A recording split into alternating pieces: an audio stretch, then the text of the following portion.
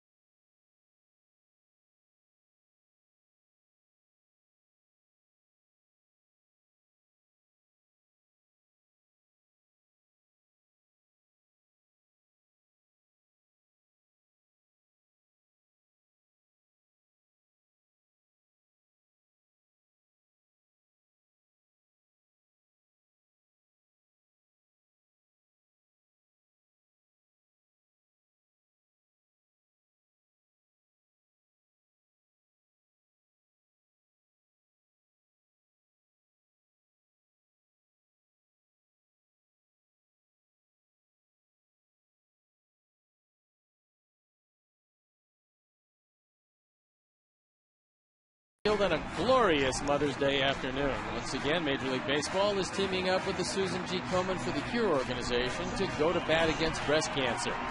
Players will use pink bats, wear pink wristbands, and pink ribbon decals will be displayed on uniforms and around the ballparks to raise awareness about breast cancer and the importance of early detection. A panel of celebrity judges, including White Sox Jake Peavy, has selected one honorary Batgirl for each Major League team at ballparks all around the country. Aaron E. DePago is the White Sox 2010 honorary Batgirl for Mother's Day. And a couple of things that Aaron wrote herself. 2010 will mark my 4th year. as the Susan G. Komen 3-day for the Cure Walker and team captain. I don't have reasons why I walk. I have people. Alice Lundy, Chris Schmidt, our survivors. Arlene Greger, Helen Whitney, Diana Teschke, Gracie Felice, Maria Bonavasis, and everybody that's ever been affected by breast cancer. So thank you very much to Erin DiPego, and a very happy Mother's Day to all of you. And the starting lineup for the Blue Jays, it'll be Lewis, Hill, Lynn, then Wells, Ruiz, Gonzalez, Bautista, Snyder, and Molina. Jimmy John's defense and how they'll line up behind Gavin Floyd left to right, Pierre Rios and Quinton in the infield, Nix, Ramirez, Beckham, and Canerco, Castro behind the plate. Toyota starting pitcher is Gavin Floyd. There's a look at Gavin, looking for his second win. So on a beautiful day for baseball this Mother's Day, I turn it over to my play-by-play partner, Hawk Harrelson. All right, Stone Pony, thank you, and indeed a very happy Mother's Day to each and all, as the first pitch of the ball game is swung on and missed by Freddie Lewis. Yes, Mother's Day, each and all. Lewis comes in hitting at 300. He's driven in 8. Takes that curveball. That's good looking right off the bat. He gets that one over, then he's going to have a very good day, because that is the key.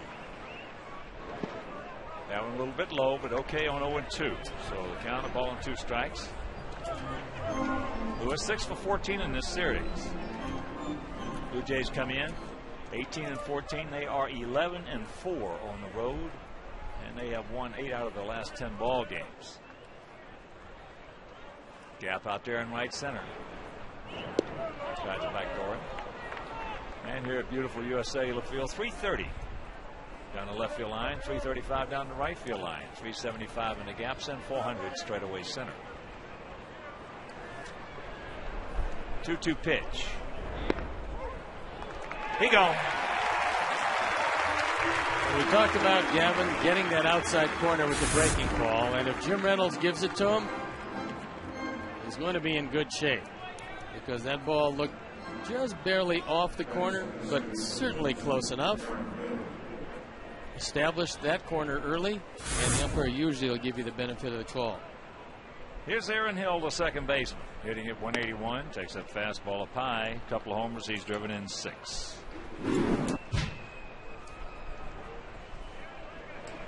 Final meeting of the year between these two teams in the first 7. Blue Jays have won 4.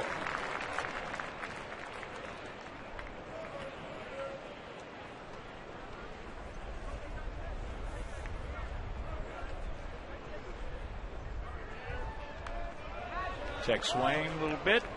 Souvenir right side, 1-2. I think the Blue Jays are one of the teams that surprised a lot of people. They're 4 games over 500, only 5 games in back of Tampa Bay, who lead the Yankees by a half game. So the Blue Jays playing good, solid baseball right now. Well, they've got some good pitching, and they can hit home runs. Their starting rotation is young and pretty talented.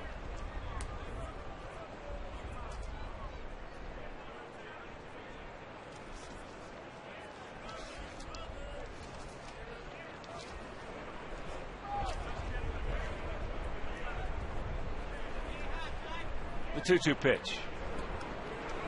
Just off the corner, full count.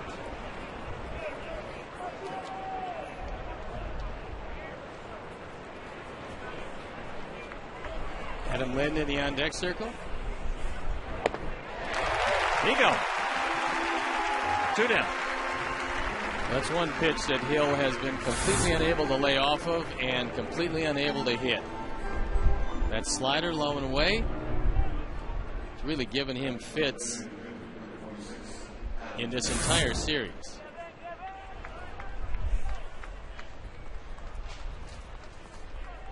So here's Lynn, the DH, hitting at 230. 5 homers. He's driven in 16.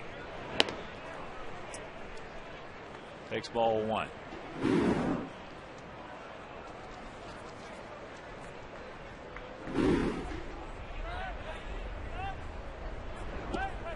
Breaking ball, strike.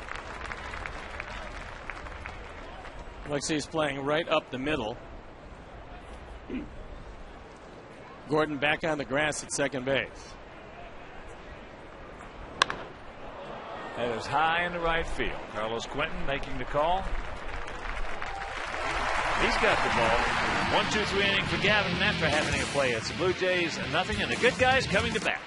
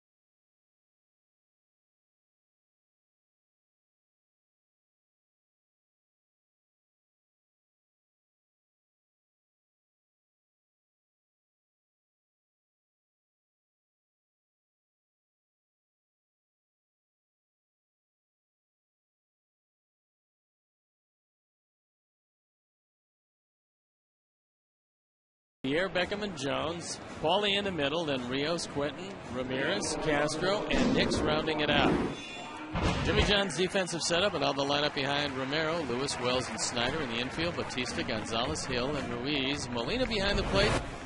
And the Toyota starting pitcher is Ricky Romero, on for his 7th start. ERA an even 3. And not too many people have done much with him this year.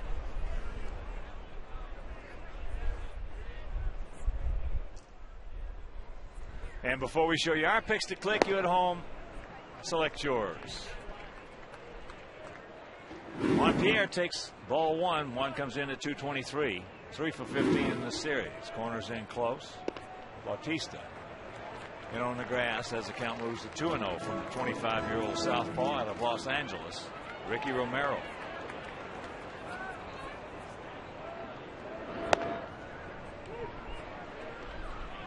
And that outing he had against us back on April 13th up at the Rogers Center, that was absolutely the best game we have had pitched against us all season long, even up to this point. Well, talking to Buck Martinez, who has seen a lot of games, managed a lot of games, and caught a lot of games, he said that's the best that he had ever seen Ricky Romero. Bertucci boys are here. It's nice to see you on a wonderful Mother's Day. Happy Mother's Day. Bobby, beautiful shirt. That's a comebacker. Romero's got him, 1 down. So with 1 out, let's check out our picks to click this afternoon. Jim Angio, our director and crew, they went with Andrew Jones. Stone Pony's going with Gordon Beckham. And for all the mothers out there on a beautiful Mother's Day, we're going to go with Alex Rios.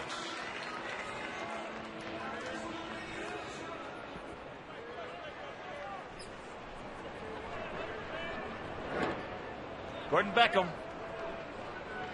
comes in at 202. A homer, he's driven in 5. 1 for 7 in the series.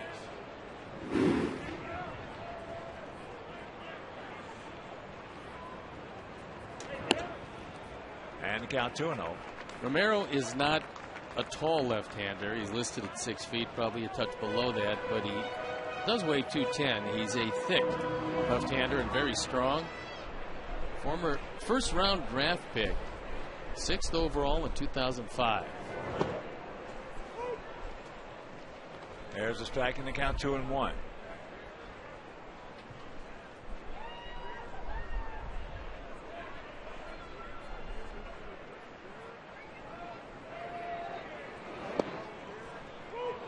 Late call. And the count evens at 2. Infield and outfield straight away for Gordon.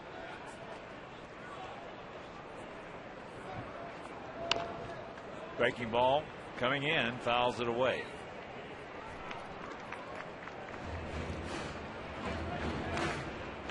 Top of the 5th in Cincinnati, 2-0 Reds over the Cubs.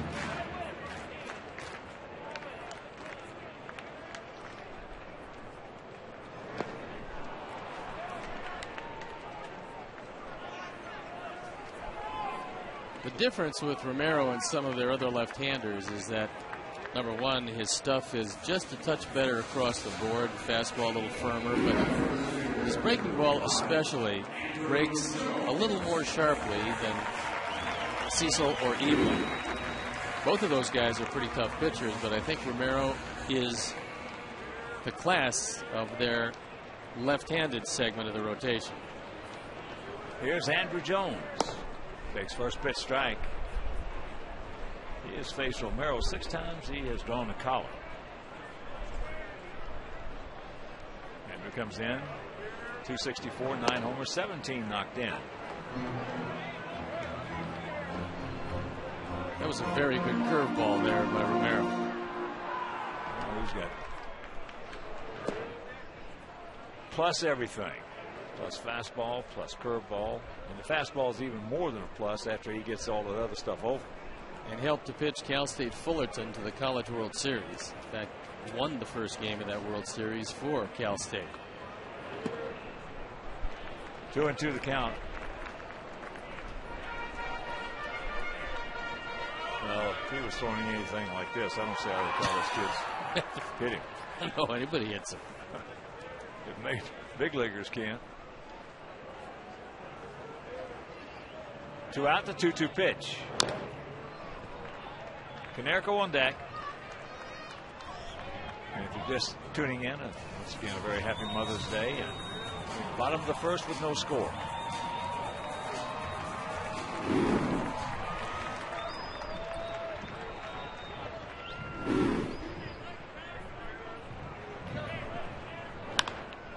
The ball hammered, but foul. An example of perhaps looking for something off speed and not being able to get around on that last pitch.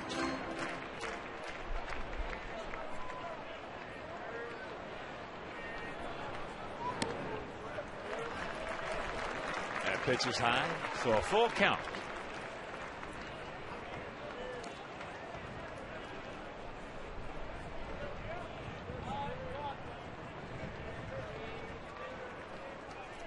And the payoff pitch. It's into right field. That's going to fall for a base hit.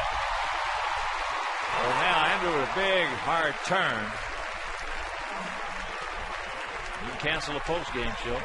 Well, I do like the fact that Andrew went down aggressively and was thinking about 2 all the way.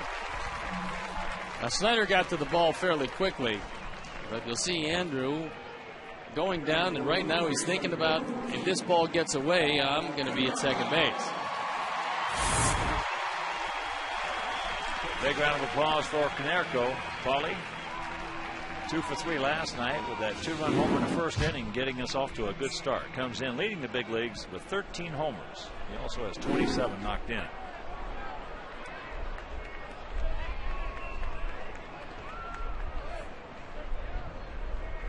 Look at the jump he got. No chance. He is 6 for 6. Well, that was just great anticipation. He was going on first move regardless of what Romero did. Andrew was off to the races, and even though Molina normally throws the ball very well, he had no shot whatsoever. Everything we have seen about Andrew Jones from spring training up until this date, May 9th, there are no negatives. None. No, he's been a plus across the board. No negatives whatsoever. His speed, his arm, his defensive play, his offense, stealing bases, his instincts, great baseball acumen. I just think the last few years for him have been so completely different than his years with the Braves that he finally said, I've got to reestablish the fact that I can actually play this game again, because there's a lot of people who don't believe that I can. And if you saw him with the Dodgers, and to a certain extent with Texas, although he started to get it back somewhat last year, but not close to what he's doing right now. But I agree with Ozzie. I think that he's not trying to prove it to other people. He's just trying to prove it to himself.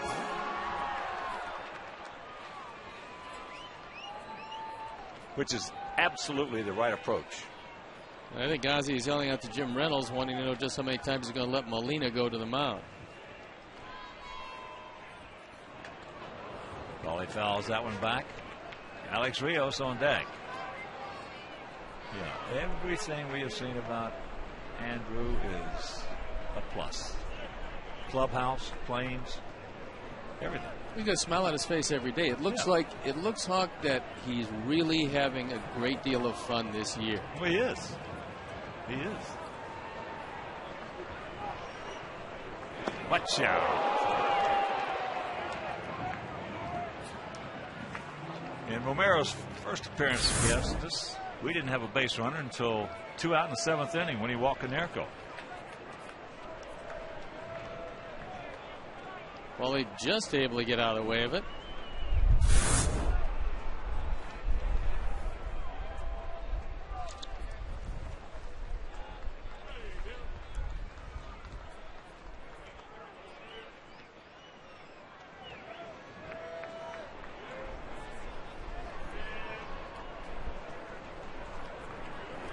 So the 1-2 pitch.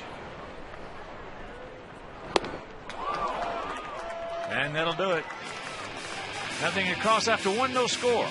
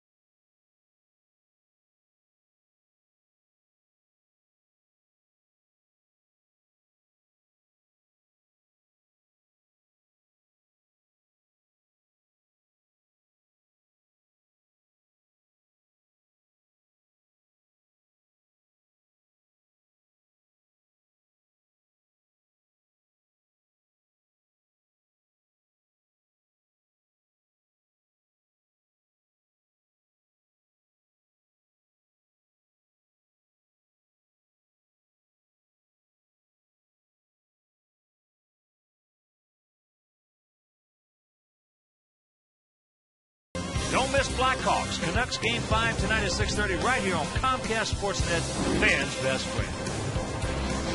That's going to be a dandy.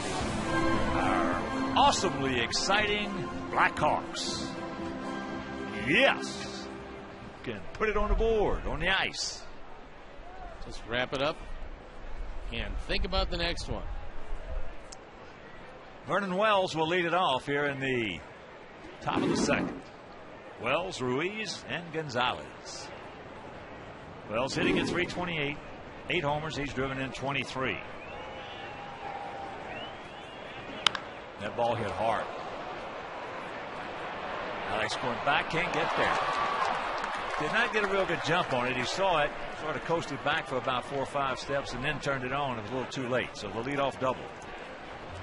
First ball fastball, and Vernon Wells, who was absolutely mystified while Jake was in there last night, saw this one up And he's off to such a great start that when you do make a mistake on him, you don't get away with it. He hit that one high off the Walgreens sign. And here is Randy Ruiz, one of the strongest right-handed hitters in the game of baseball.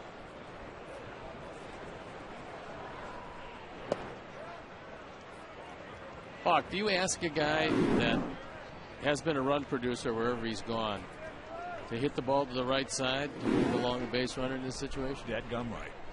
Early in the ball game.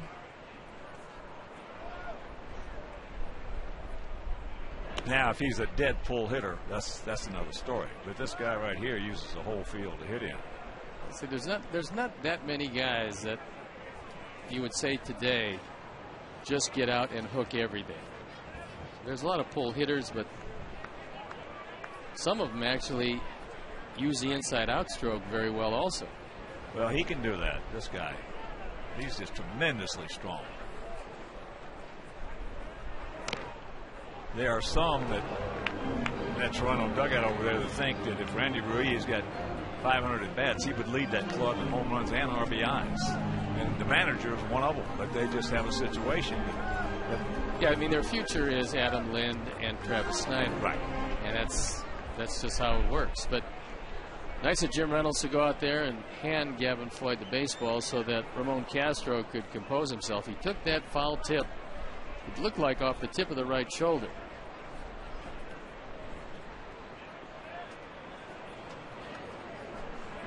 Outfield for the most part straight up. He put a little giddy up on that one at 95. Well, he also threw it on the inner portion. That fastball is up and on the inner portion. Hard to get around on that. Well, if he stays right there, he's probably going to get him. Or if he goes blowing away with that breaking ball. There's some more gas at 95. One down. He threw one by him, and Ramon Castro called for another one, and he threw that by him.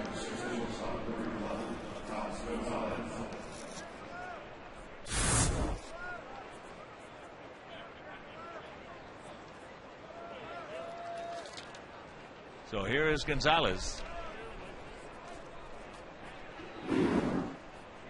He was a hero in game 2. 3-run homer in the top of the 12th inning. He is leading this club in home runs and RBIs. Takes first pitch strike. Somewhat hard to believe when you look at some of the numbers from last year and the fact that he has been a defensive whiz most of his career. But he's hitting the ball hard this year.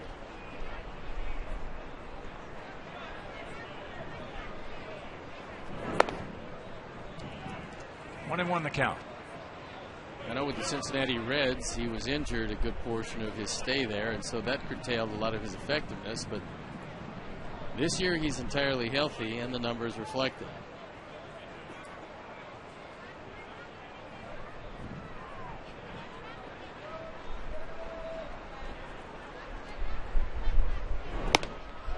Some more gas. Gavin's got a little late movement on that fastball today. This is the best stuff he's had all year. Through. Ball looks like it's getting about 55 feet, and the last 5 feet, it's just jumping a touch.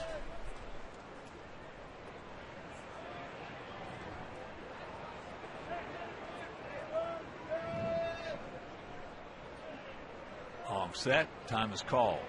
That's no good. Well, I think Ozzy's doing the same thing. You got the batter in the batter's box who hasn't changed his pose. You have the pitcher concerned about the runner. And when he looks to the hitter is standing right there. That's no good.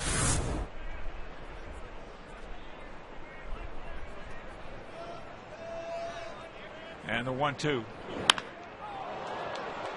That ball into right center field. Alex is there. Wells is going to tag, moving to third, and 2 out.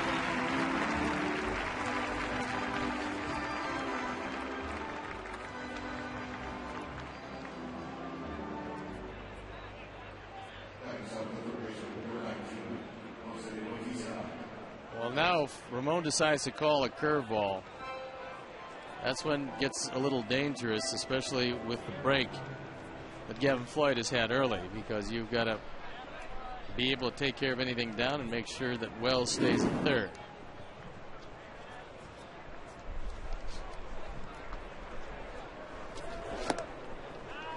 First pitch strike.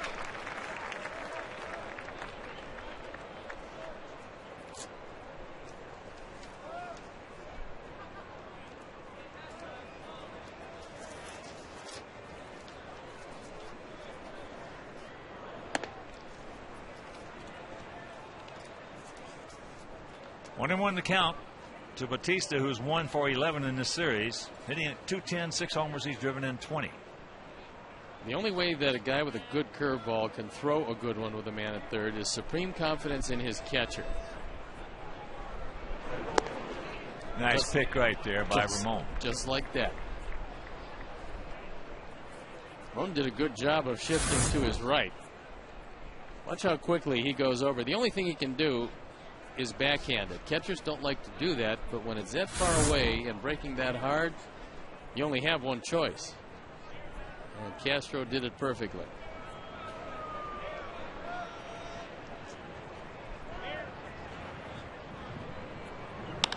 And that ball softly hit in right field. That's trouble. Dead. Little duck snort. And it's 1-0 Blue Jays.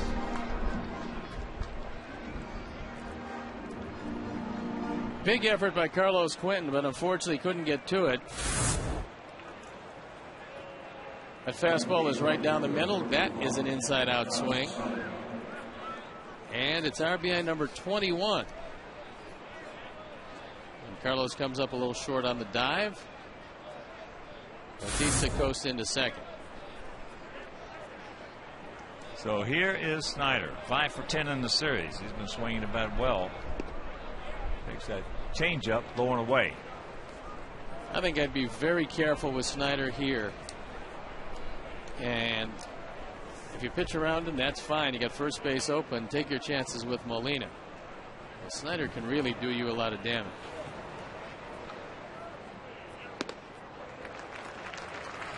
Another changeup, way high.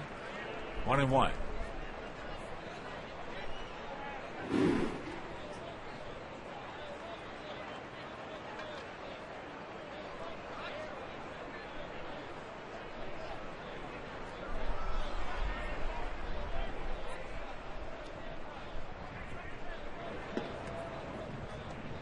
That's 3 in a row. Well, at least to this point, he's showing that he will invite Snyder to get himself out of the strike zone, but he hasn't been close yet.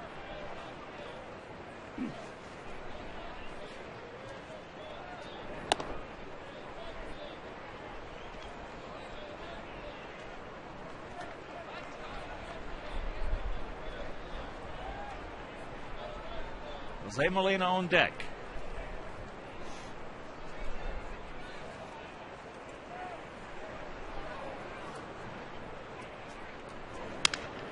Focus bat. Nice pitch.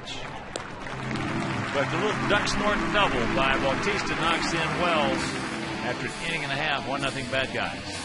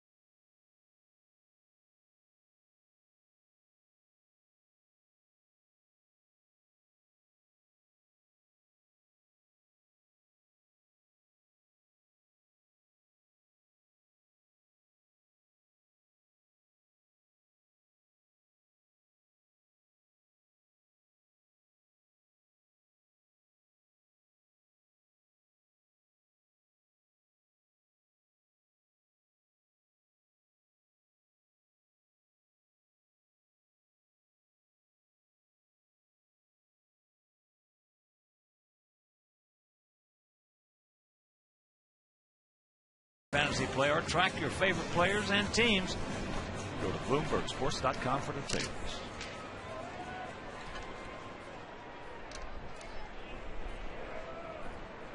Alex Rios will lead it off here in the bottom of the second inning. Alex hitting at .299. 5 homers he's driven in 16 on a 10-game hitting streak.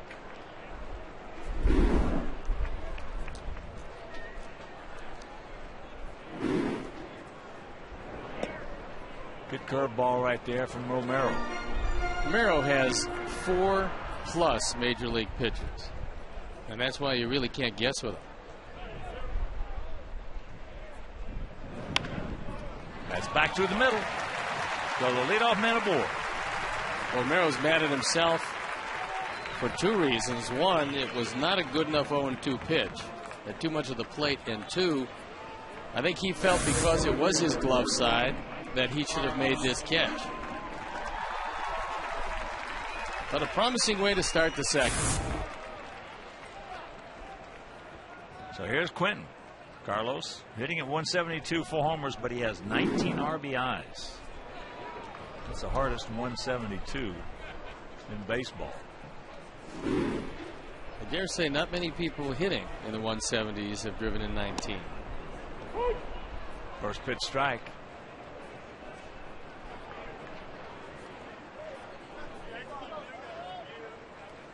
Outfield straight up, equidistant. They play almost everybody the same way. And there's a shot base hit. Just turned that fastball right around on Mr. Romero.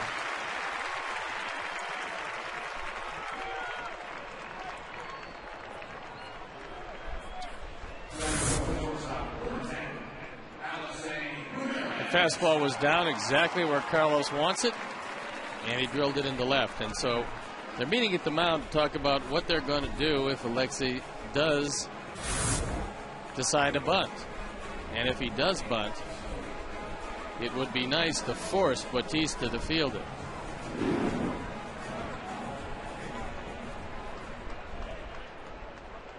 Alexei 4 for 12 in the series, hitting at .225, a couple of homers. He's driven in 9.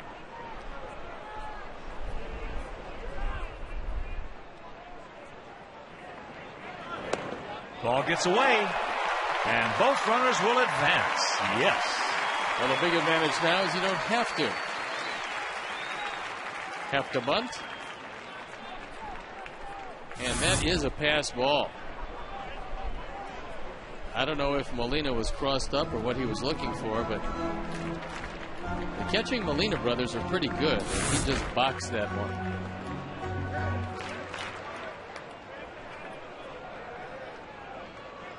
Benji, Jose, and Yadi. They've all had very good careers. Breaking ball. Drops the hook on him, and the count evens at 1. Infield back in the middle. You're going to concede the run.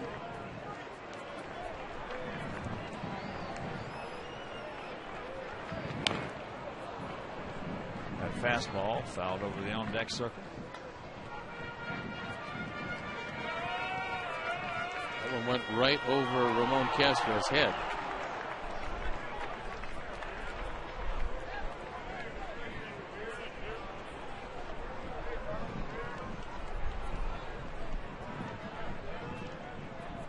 And the 1-2 pitch. Change up. So a big strikeout.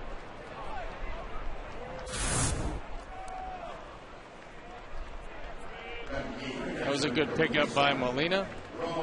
And a situation that needed some contact, at least for the moment, got none. Now they're going to probably stay back in the middle again. They're going to concede the run for another hitter. Ramon is 0 for 2 since being put on the active list. Takes ball 1 high. Ramon has surprising power. He's got over 50 home runs. I mean, he can hit it a long way.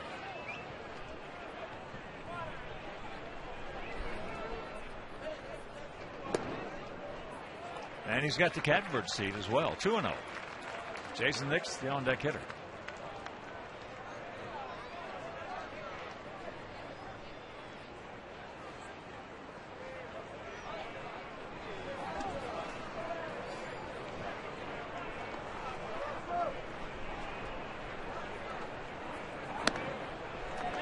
Way outside, 3-0. Lena was put to the test that time as he had to go wide right to stop that one from going to the screen.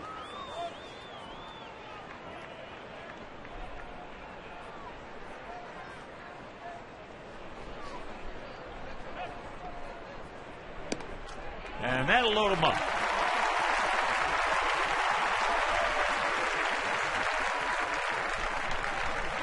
Organize a group outing of 20 or more guests during the 2010 season. You can purchase a block of tickets or enhance your outing with one of 6 great party areas. The more tickets you order, the more money you save.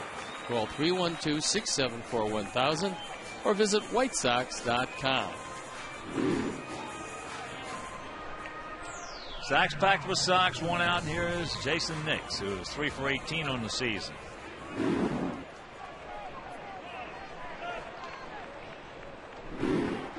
Outfield straight up. And there's a ball into center field. It's going to fall for a base hit.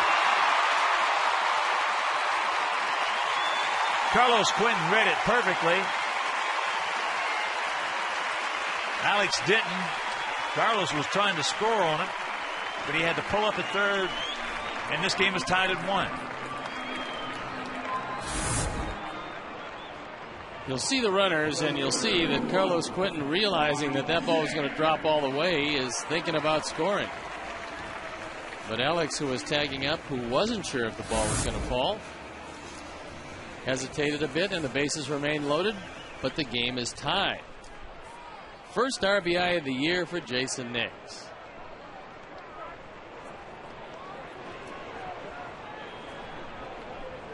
And here is Juan Pierre. There's a shot, base hit. Quentin will score. Castro holds at third, and it's a 2-1 Sox lead.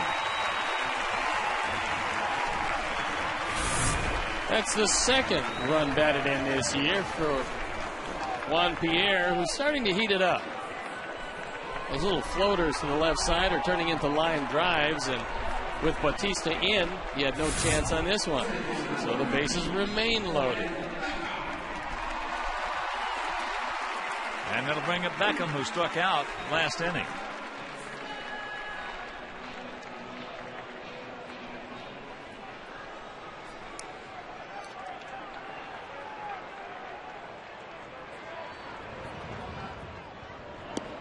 Drops a curveball on him.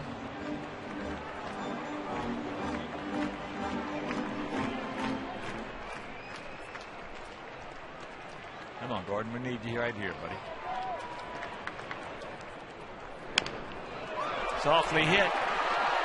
We're going to have to go to first base as Castro scores, and it's a 3-1 ball game.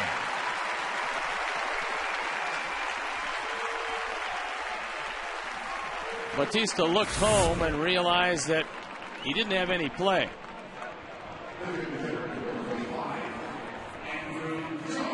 RBI number 6 for Gordon. And a very nice second inning. So here's Andrew Jones.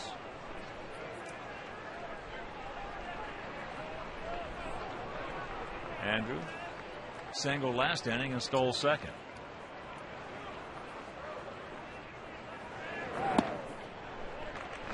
Takes ball 1 low and in.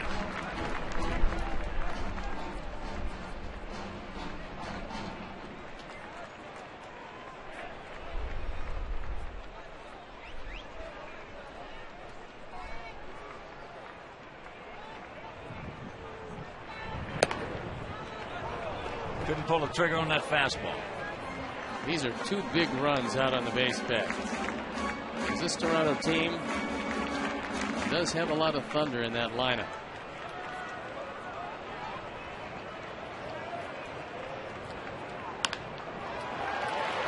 Bautista with a nice pick and a nice peg. That's a good play by Jose Bautista to save a run. Meanwhile, Cricket number goes up on that board. We'll go to the third leading 3-1.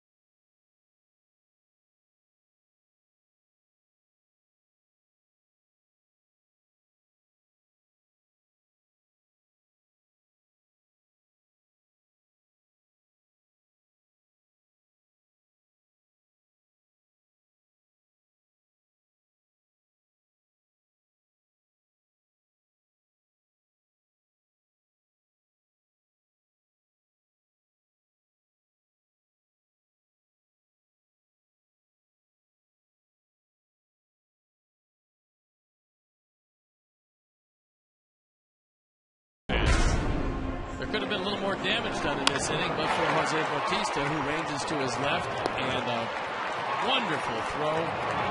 360 spin, line throw to first, and he cuts him down. Home Depot doing more on defense.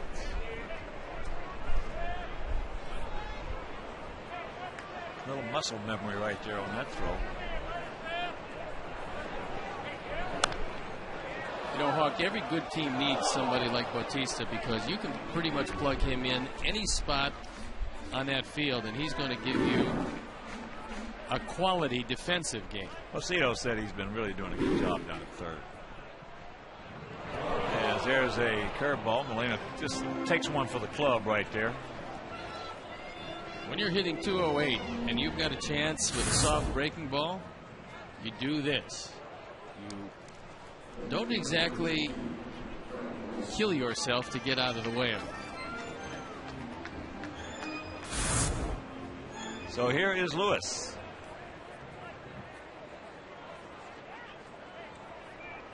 Struck out, leading off the ball game, called out on a good curveball. Paulie playing behind Molina. There's a good rip at a fastball.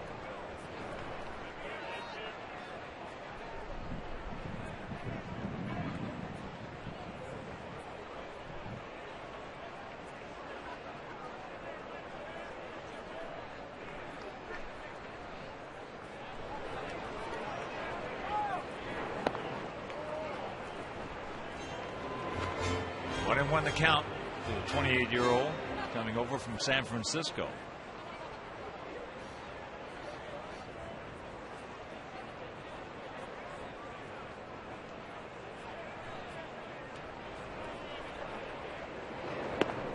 Change up, low and away.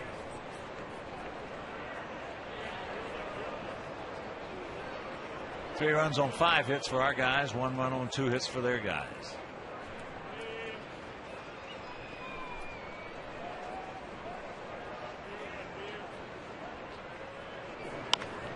And that fastball popped up.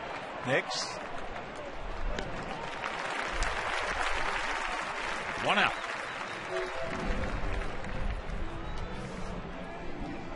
This is the official online shop of the Chicago White Sox by browsing the largest selection of official gear, including the latest apparel, nostalgic memorabilia, and authentic classics for the whole family. Get your gear from the official source. Shop at www.whitesox.com, and of course, accept no substitutes. First pitch strike to Aaron Hill, who also struck out. Back in the first. Gavin has 3 strikeouts.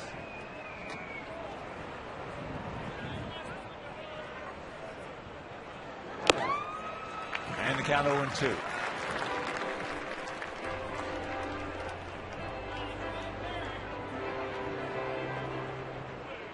Aaron Hill having tremendous problems on plate coverage away.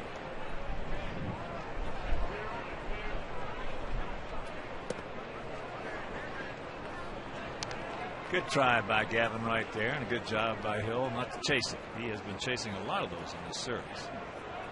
Joe Mauer is back in the Minnesota lineup as a DH today. Ron Gardner said that he should be ready to go, and it's unfortunately when we come to town.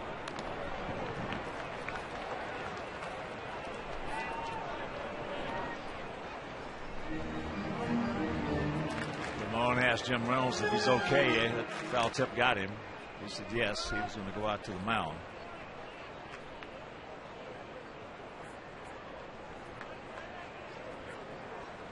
Outfield straight up and spread out.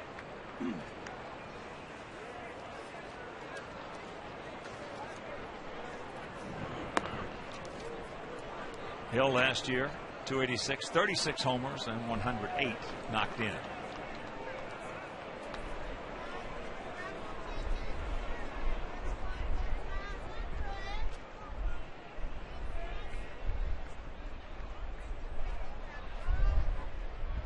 The 2-2 pitch. Foul straight back underneath Stone Pony. Hill just barely able to stay alive. It's a beautiful day today, not a cloud in the sky. I'd like to see a little warmer, but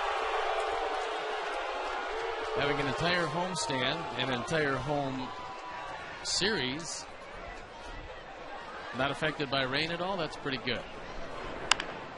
And that's a fair ball right down the line.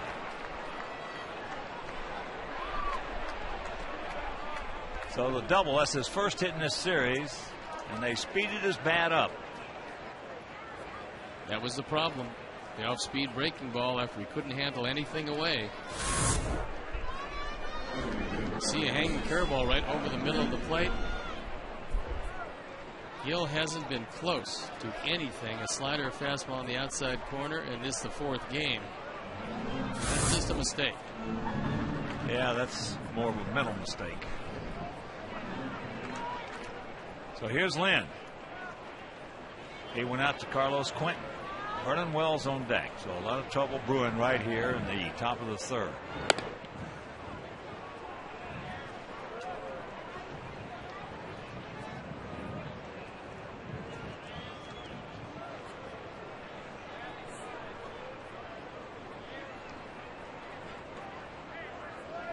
And 5 for 12 lifetime off Gavin. And the 5 hits, 4 of them stayed in the ballpark. And that's going to be in the LG Skyline Club seats to our left. For whatever reason, sometimes the matchups don't favor you. And Gavin has really struggled with this Toronto franchise since he came into the league. Lifetime 0-4, ERA 7.23 against the Blue Jays. You always have that club or clubs that you have problems with. You always have that club or clubs that you just wear out. No. Sometimes if you're having problems with a team specifically, they'll trade for guys that you have trouble with from other teams, and they'll wind up on the team that you can't beat. That's one of the fallacies of making trades. As that's poked into left field for a base hit, another off-speed pitch.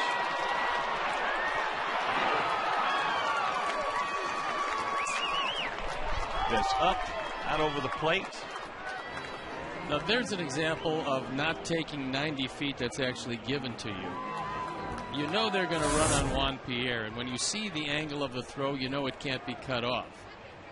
And Lynn picked up a couple of runs batted in, but he should be standing at second. You see the angle of that throw? That means no chance at all for Nix to cut it off. And fortunately, Lynn stays at first base where the double play is still in order despite the game being tied. And here's Wells. He doubled and scored in the second. That's out of here. It is a 5-3. That's another first ball fastball. He got that for a double last inning. 5-3, Blue Jays on top.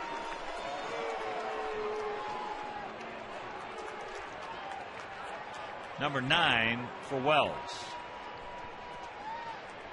9 and 25 for Vernon Wells, who's seen 2 pitches, and he's 2 for 2. High fastball. Gone in a heartbeat. And here's Randy Ruiz. Waves at that breaking ball. Ruiz last year's MVP in the Pacific Coast League. That ball hit hard into center field.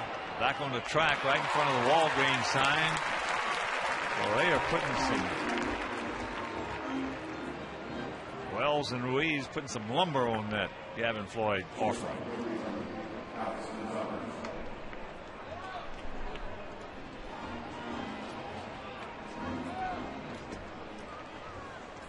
And this all started out hitting Molina. It's turned into a very damaging inning. Here's Gonzalez. He went out to right center field. Rios caught it.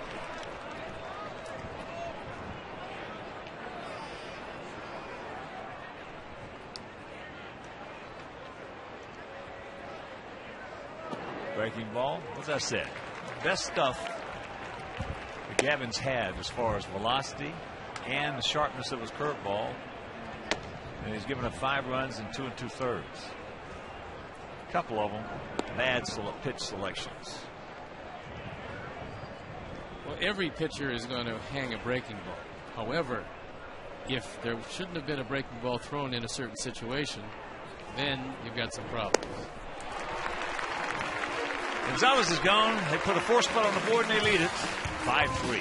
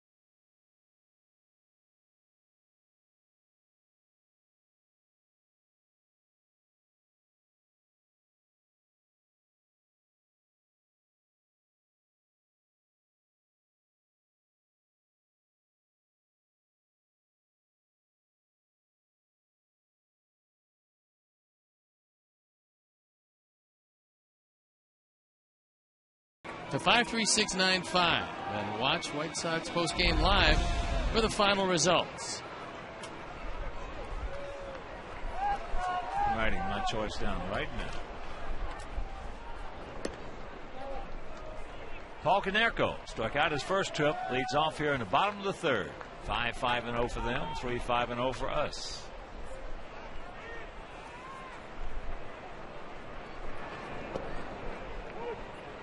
Curveball.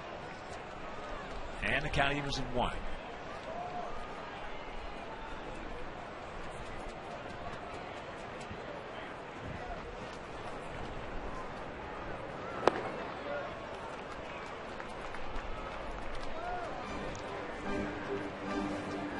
Two and one to count.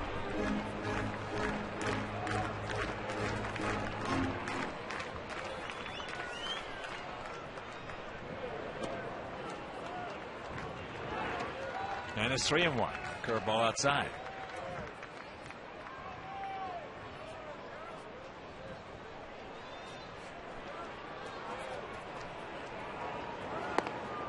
And there's the dreaded leadoff walk. You know, Steve, that Romero has that kind of motion that you got some video of him, or you had a real good sage, so to speak, a guy like a Joe Nossick, somebody like that. You can pick up his pitches because there's a little something different in there on his curveball, a little something different on the breaking ball than it is on the fastball. He reminds me a lot of Mike Hampton. Good call. That's just foul. That's a good call. Yeah, especially when he gets into the windup. Same kind of bodies almost. And Hampton would have been a wonderful pitcher, but his body just let him down. Checks it up.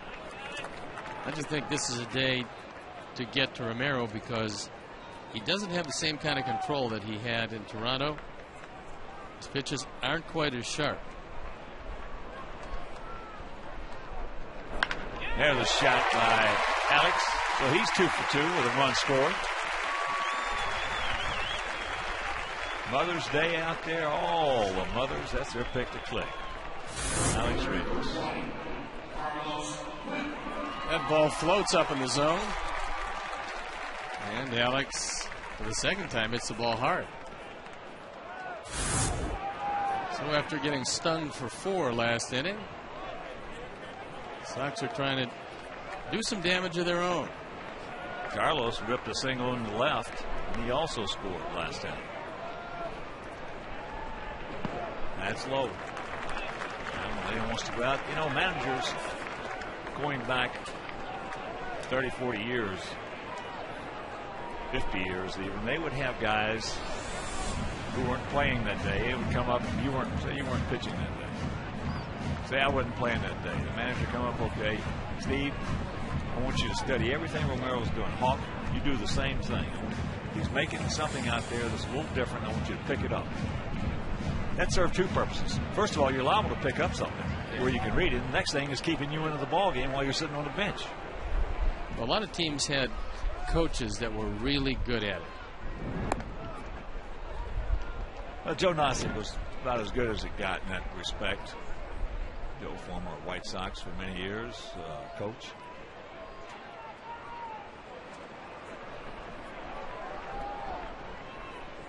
Outfield straight up. Former roommate of mine, Joe was. That gets away, so both runners advance. Yes. Another big pitch that got away. And although this will probably be a wild pitch, oh, it is a wild pitch. That ball, no, chance for Molina. So once again, the pitch that went to the screen allowed runners to move up. The only chance he had on that was not to try to catch it. Yeah, that was to block it. That was a tough one. So 2-1 to count.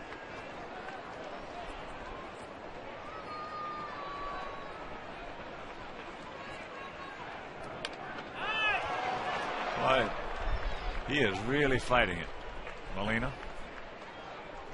When you get a guy with the kind of stuff that Romero has, and he's all over the place, missing the spots that far, that catcher's in for a tough afternoon. Well, I think Cito wants to come out and have a word with Romero.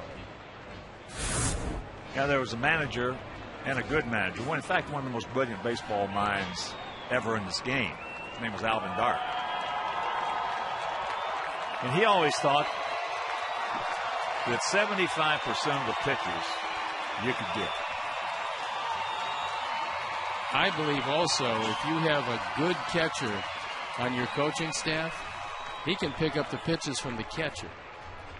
I remember Ted Simmons was a terrific catcher. Well, that's another area, though. I'm talking about just the pitchers. Yeah, but reading the pitchers and reading something in motion. But 75%.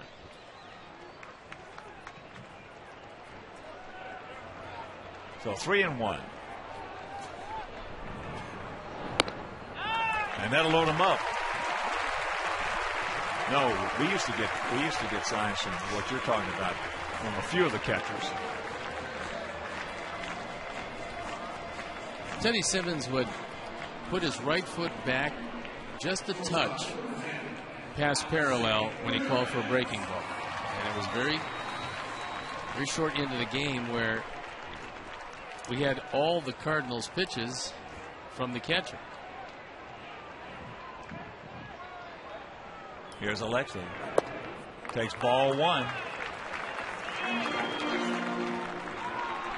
So 2 walks this inning by Romero, with a single by Rios sandwiched in between. And the count 2-0. Romero has no concept of the strike zone with just about anything, but most unusual is the fact that he can't pick up the strike zone with that fastball.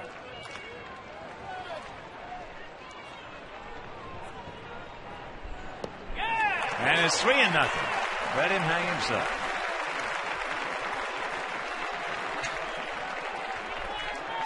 And the bullpen gets up. It's Sean Kemp.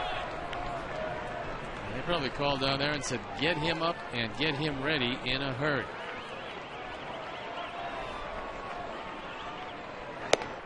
There's one. I think when Cito went to the mound, he looked at Benji Molina and he said, are you okay? that was the meeting. Because you're not looking too good.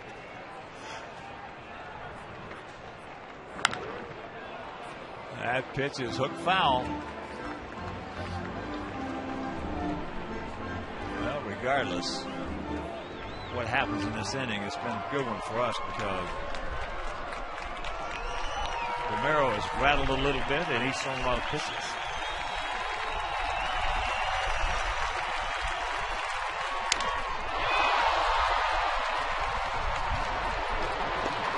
And they do turn it.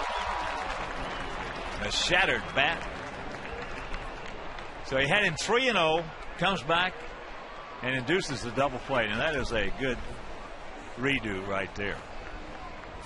Well, that's why scoring this other run will be so big. Your bases loaded, nobody out. Gonzalez and Hill do a great job of turning this over. The only reason they are able to turn the double play is Alexei got turned around in the batter's box on that inside fastball. Shattered his bat, lost about a step, and that was a step they got him at first.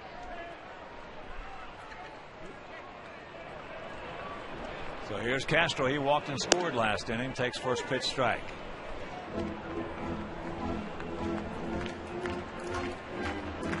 Minnesota leading Baltimore 3-0. Bottom of the 4th at Target Field.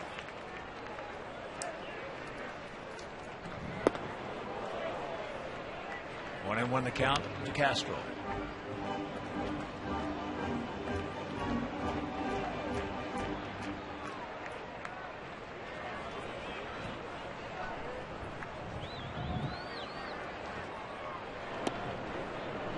And there's the strike. So 2 out, 1-2 the count. Rios at third.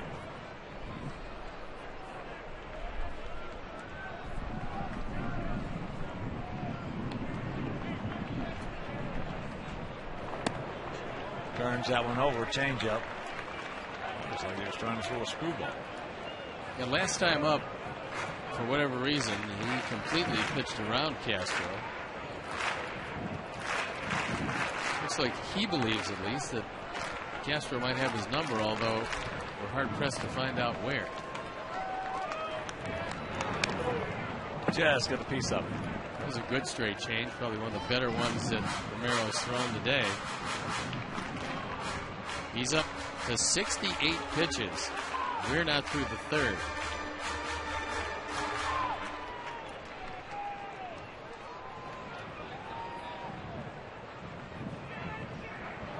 And the 2-2. Okay, the bases loaded, nobody out, can only come up with one. We'll go to the fourth. It is 5-4 Toronto.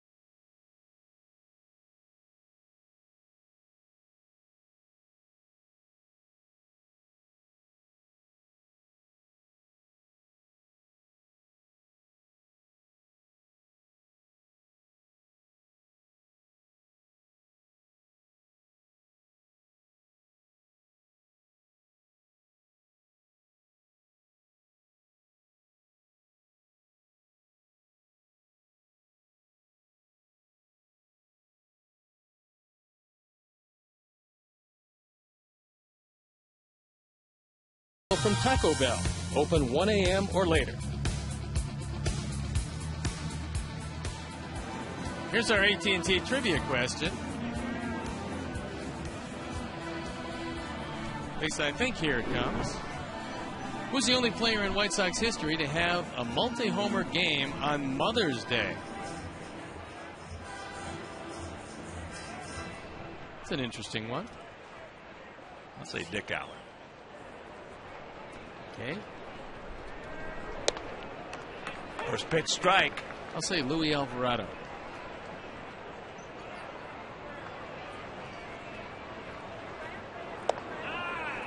Could have been John Cangelosi. Might have been.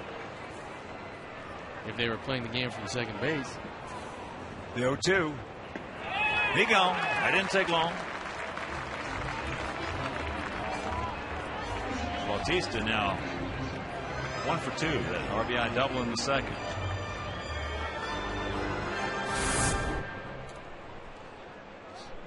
That curveball just dropped out of the zone. Good rotation on it by Gavin.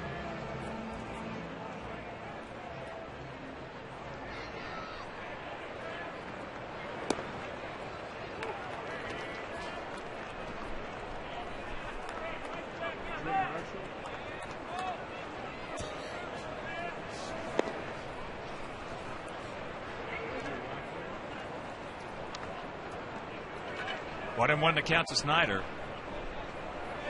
He grounded in the second, in the second inning. 3-1 fastball, just ate him up.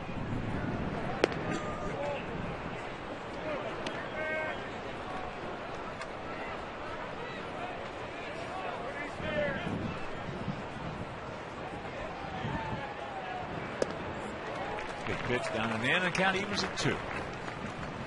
I think that's certainly one of the spots that you'd like to go with Snyder.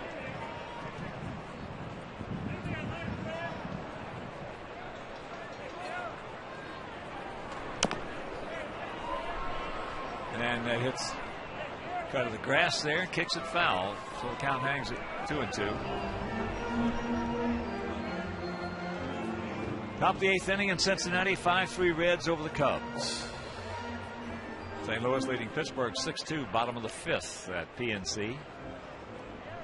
Top of the 5th at Citizens Bank Ballpark. Phillies lead Atlanta 4-3.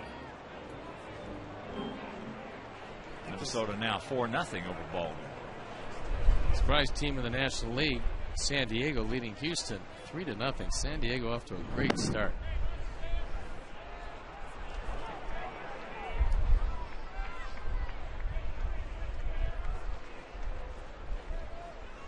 And the payoff pitch. Strikeout number 6 again.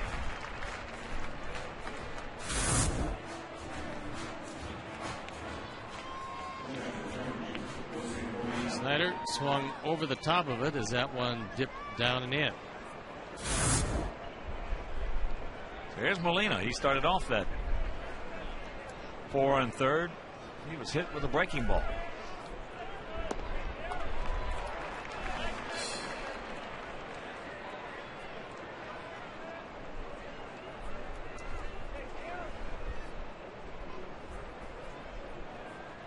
Giants shutting out the Mets. 6th. Checked at 4-0, bottom of the 6th. That's off the corner. It's now 5-0 Minnesota. Still hitting, bottom of the 4th.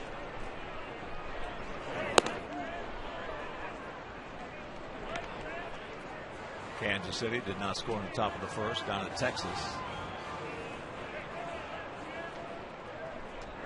Texas has secured the lead in the AL West over Oakland by a full game. Apparently Vlad Guerrero is hitting everything in sight. He's 100% healthy. And they got themselves a pretty good free agent when they picked up Bad Vlad. 2-2 pitch. Oh, yeah. He gone. Strikeout number 7. He strikes out the side. We go to the bottom of the 4th, but they still lead it 5-4.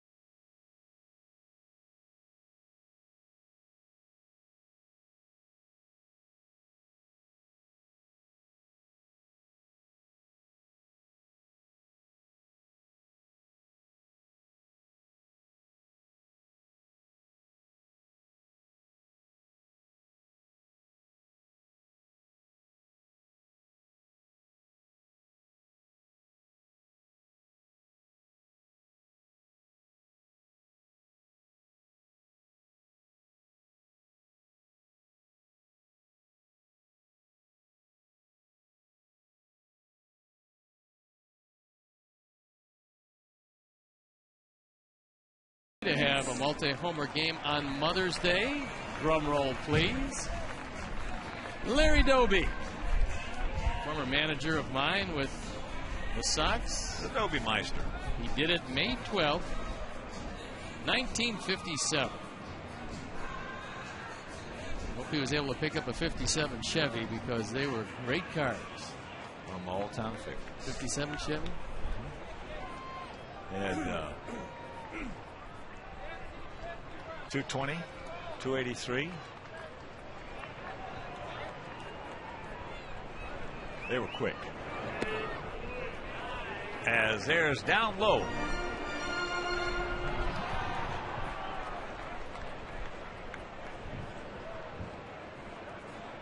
Jason had an RBI single back in the second inning.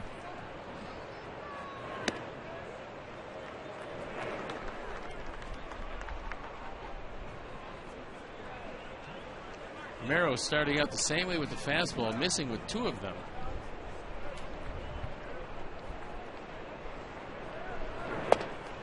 There's a strike.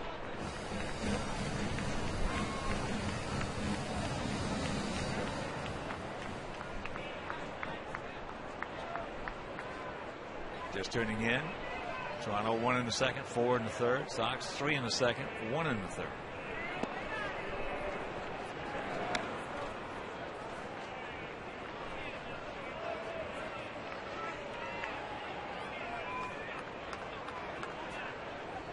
Two and two the count to Knicks.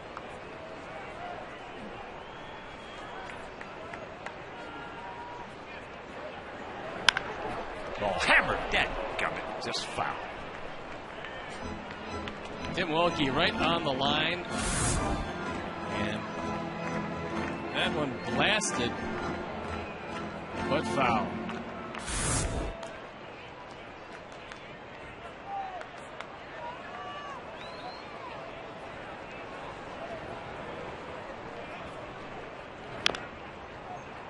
Chops that one foul. Well, per at bat, he probably, Jason, I'm talking about, hits more hard foul balls than anybody on our club.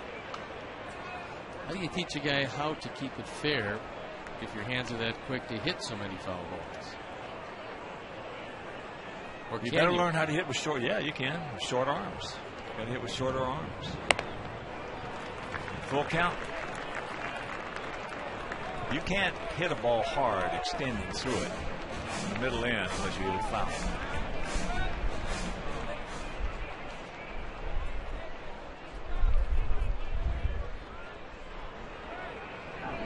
And that's ball 4. That's a good at bat.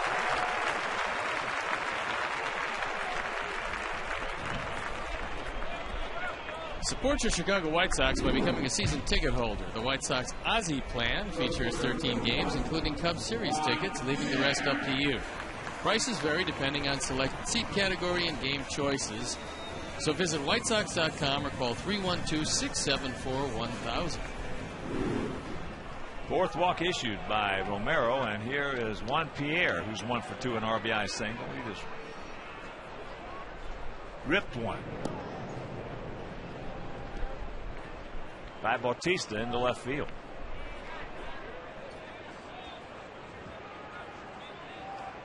Bautista well in on the grass at third. Outfield short, swung around to the left. And a decent lead by Knicks at first.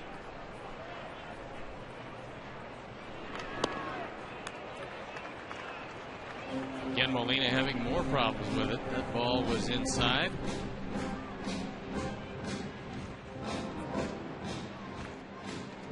If one is going to bunt with a left-hander on the mound, the best way is to drag it with him, because you have a fairly inexperienced first baseman and a left-handed pitcher. And you got Hill playing a double play situation as that's popped up left side.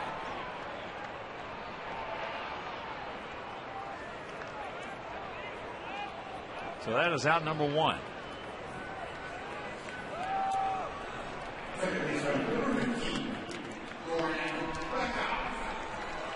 So here is Beckham. He is 0 for 2. Struck out in the first, then hit a little soft ground ball. It was soft enough with the bases loaded that the runner could score.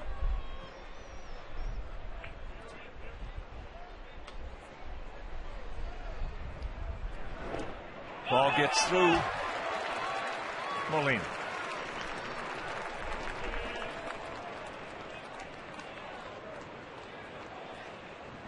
Looks like a wild pitch.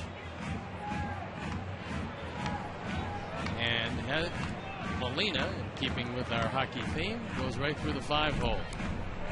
It's just a question of not getting the glove down.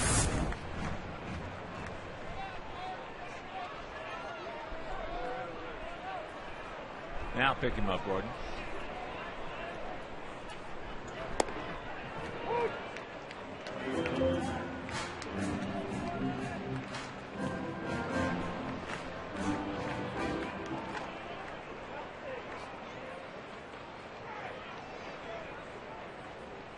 0-1 pitch.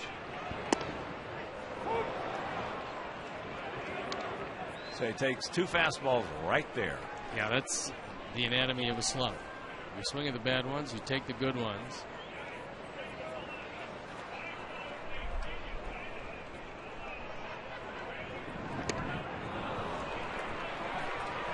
And he took the good ones and swung at a bad one. That was a good straight change. It just wasn't a strike.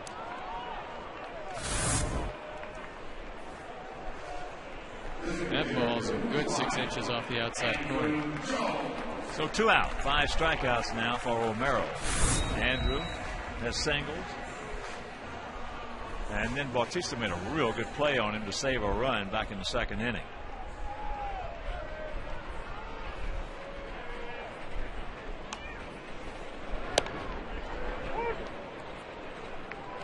Takes a fastball strike.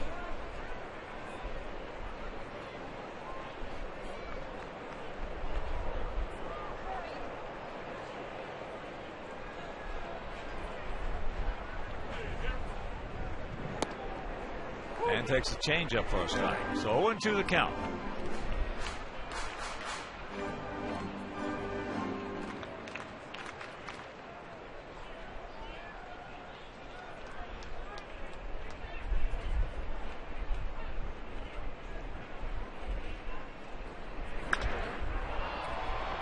And that is into center field.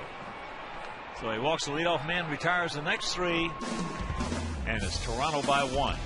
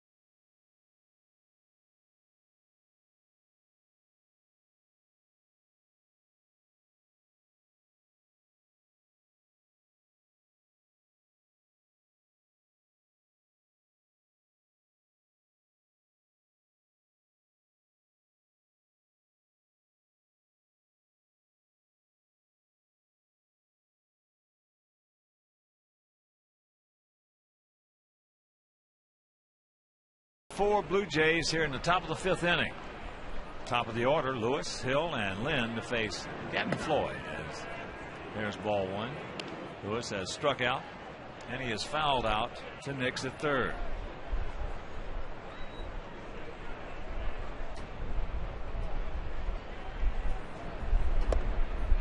And count 2-0. Not sure if you want to throw him too many fastballs down.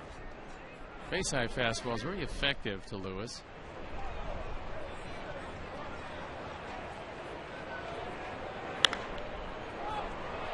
And that is sliced into the seats for a souvenir. Minnesota leading Baltimore 6-0, top of the 5th at Target Field.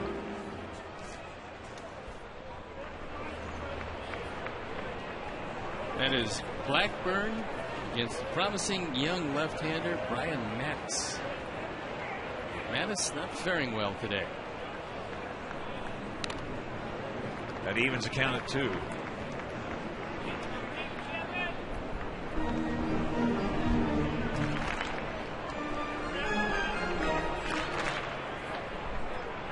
The Royals are working on going 9-23.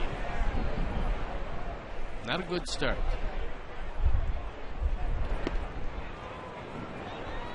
Full count.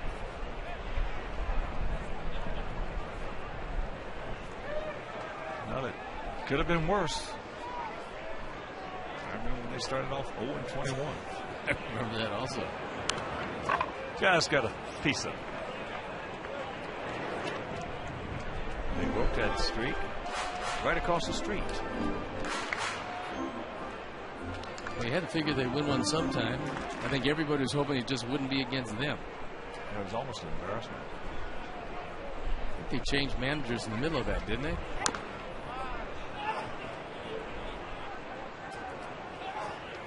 Count hangs, 3 balls, 2 strikes.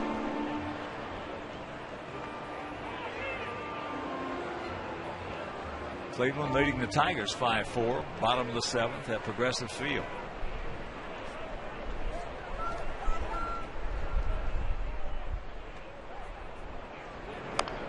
Out in front of the mound, plenty of time. 1 out. And you can text Subway to 53695. And if you are the 500th texter, you could win 5 $5 foot-long subs from Subway. Oh, that's spicy attack. There's tomato. Some olives. All in vinegar. Mayonnaise. Oh, delicious. Watch out. He got him right in the middle of his back, and that's how things started poorly in the 3rd inning, only this time there is 1 out.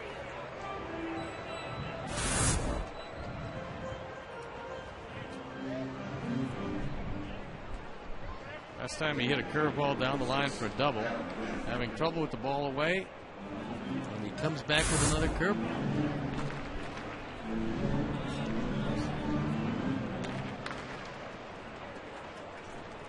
So here's Lynn. He just poked a 2-run single into left field in the 3rd inning.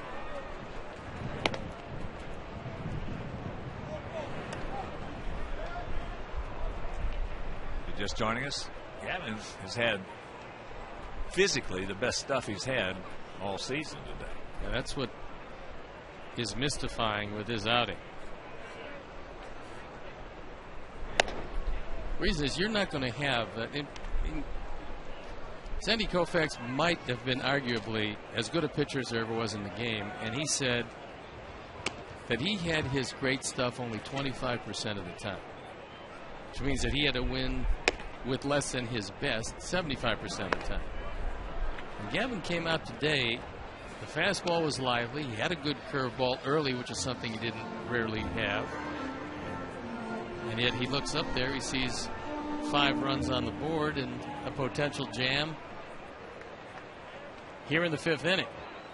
And that sends Ramon Castro to the mound with the bullpen up and going. And a very dangerous hitter in the on-deck circle. Well, if you got to have your good stuff and your good control to win a big league ball game, you're not going to win very many. That's why good pitchers, the formula used to be, times past, about 40% of the time, 2 out of 5 starts, they would have their good stuff, good control. 2, they would have mediocre stuff, mediocre control. 1, they just didn't have. There's the strike. The one they had, I hope the line drive goes at somebody. Yeah. No Adam ball. That happens. Some days you have nothing and wind up throwing a gem. You don't know how you did it. Just got some breaks. Scattered 12 hits. Big hack.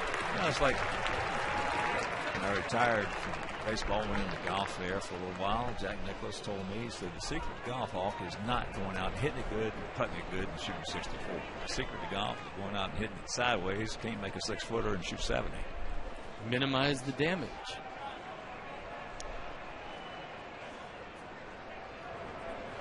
Payoff pitch. Here goes the runner. And it's foul back. Well, look at Tiger, even when he was really on top of his game. drove it sideways. Still hit a lot of greens, led the tour in greens hit, but that putter was the equalizer.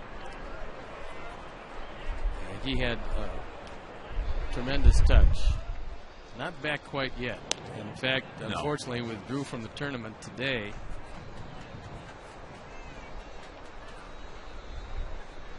Had some neck problems apparently around the 7th hole.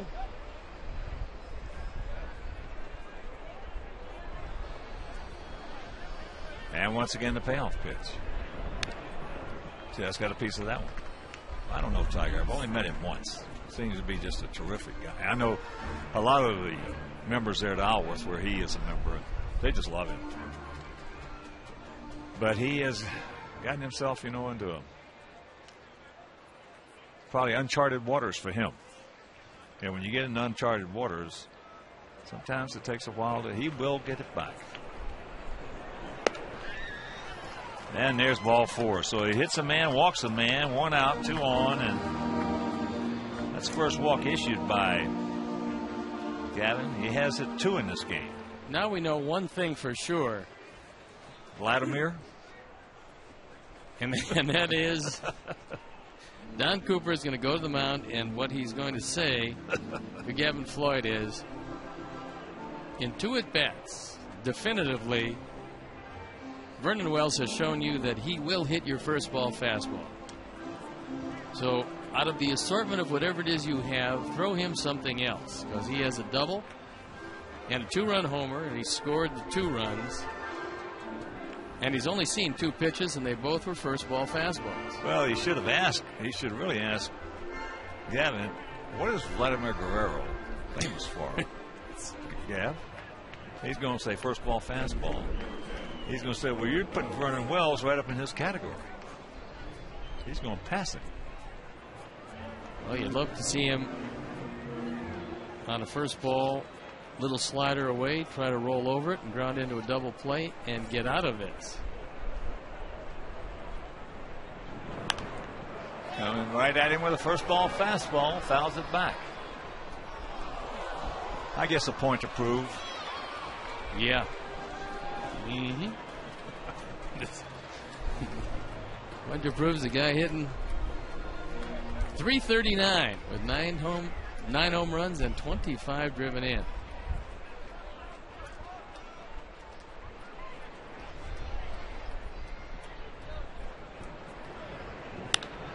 Right down. Oh, look at the play by Nix. That ball was scalded, and there it is. That's a beautiful play by Jason Nix.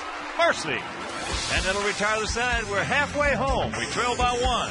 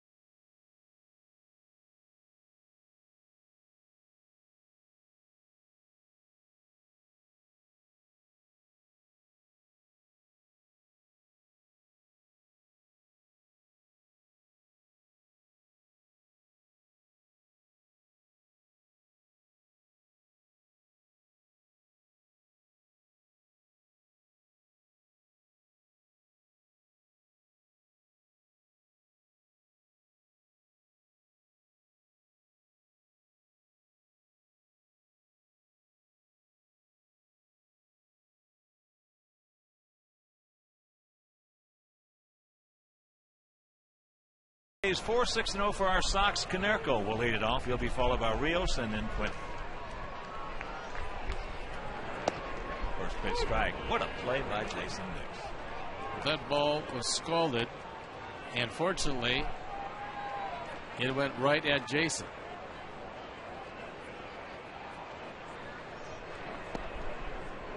And the count 0-2.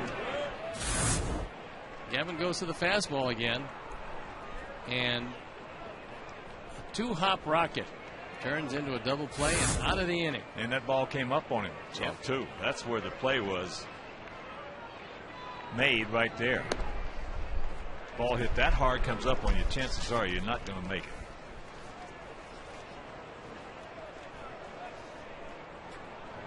Unless you have those soft hands. Well, he said that he fouled it. Jim Reynolds said no, I don't think. And Paulie loses the argument.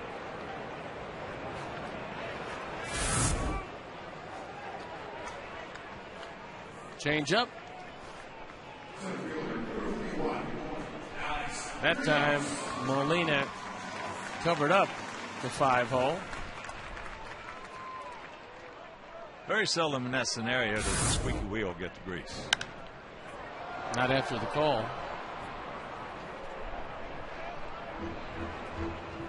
Alex is 2 for 2 with a run scored. Now 11-game hitting streak.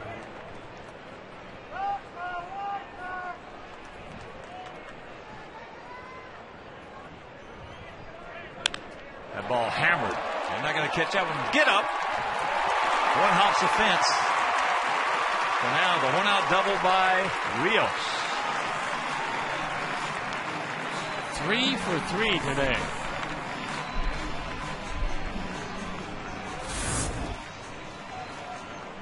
Romero having all kinds of problems with his former teammate. And Alex Rios adds to his impressive start.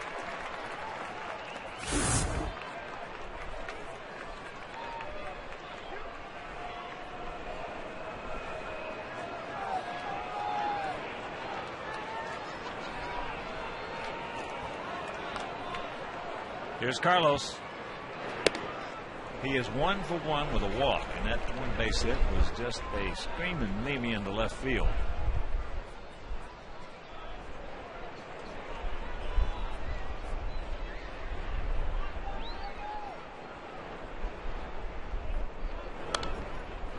Good rip. Just underneath it.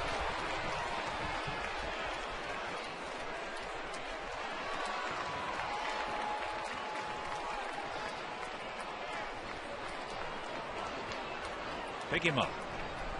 Get this thing tied up.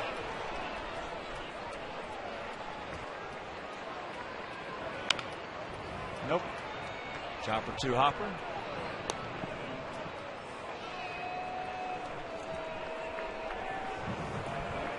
Enjoy post-game fireworks presented by Van Kampen Investments on Friday, May 21st at 7:10 when the White Sox take the Florida Marlins to task.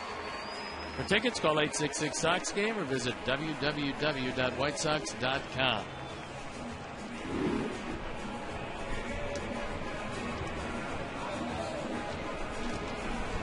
That'll bring it for Lexi.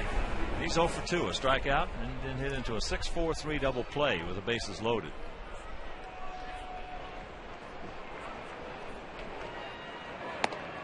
Takes it up high.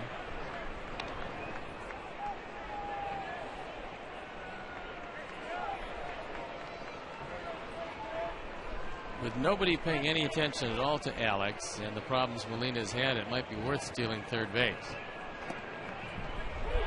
There's a strike, and the count 1-1. So you've got Gonzalez playing in the hole, playing Alexi as a dead pull hitter, and Hill hasn't shown a whole lot of inclination to go toward the bag, so Alex can take as much as he wants.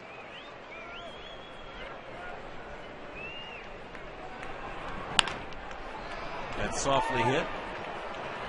Gonzalez. And that'll do it. We have a double. We strand one. We'll go to the 6th, trailing ball.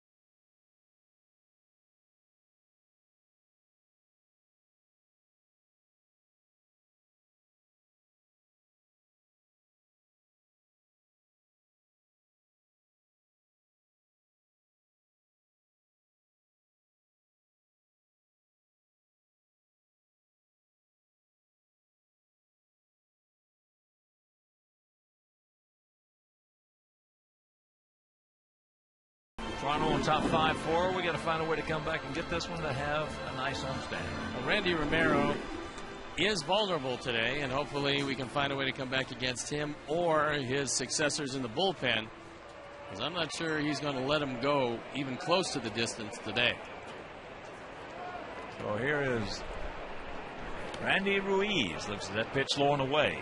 He's 0 for 2. He is struck out and lined hard and deep to center field.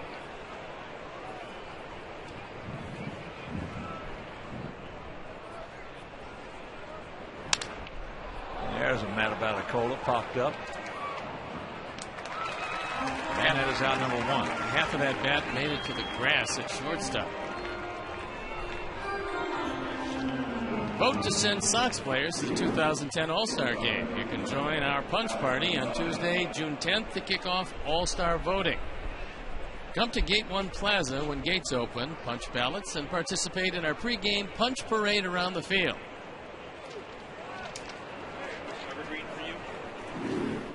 Here's Gonzalez. He's 0 for 2. He's gone out to center, and he has struck out. Gavin has 7 punch-outs today.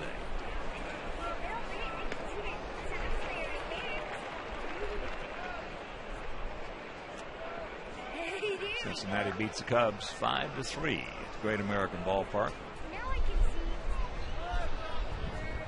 Top of the 6th in Minneapolis. 6-0 Twins over Baltimore. We're going to have an off day tomorrow, and then that's where we're going. Tuesday and Wednesday to take on the Twinkies. Freddie Garcia against Kevin Slowey on Tuesday. And on Wednesday, Johnny Danks against Carl Pavano. Now, the Tuesday game will be over WCIU, Channel 26. And Wednesday, right back here on Comcast Sportsnet. Hanging breaking ball, hammered. Thank goodness he didn't get it up. The hanging breaking ball is how Gonzalez ended the extra inning game in the 12th inning. This time a line drive down the line, but Jason Nix right there to make the play. He's had a good day at third. Yeah, that play on Wells was something. That ball came on him just at the last second. Not much, but when you just hit that hard, that's enough to where it takes you out of being able to make the play, and he still did.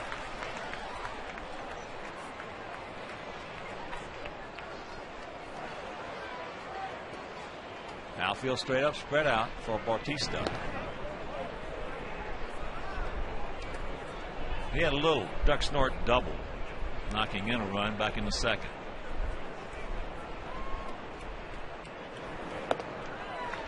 And the count 1-2.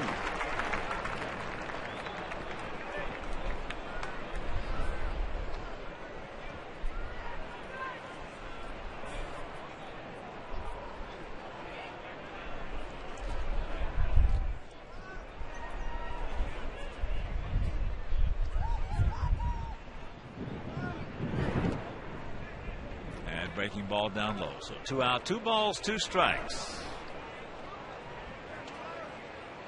Gavin over the century mark in pitches. Ready to deliver 101.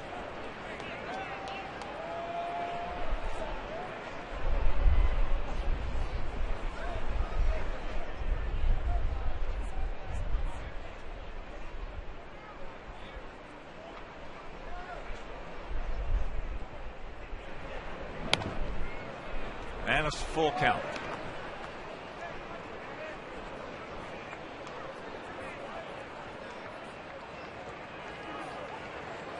Travis Snyder in the on-deck circle. He's been pretty quiet today. Bobble, but he controls and throws him out. For a 1-2-3 inning. After 5.5, it is still 5-4 Blue Jays.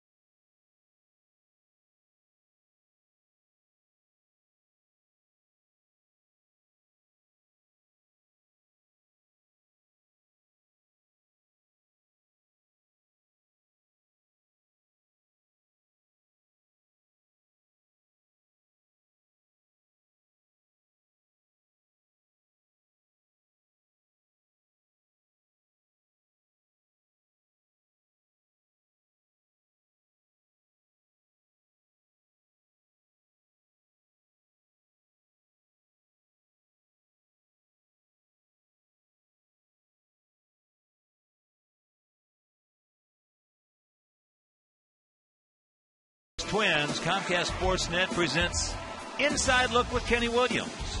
Tune in as the Sox GM discusses the sacrifices he made for baseball.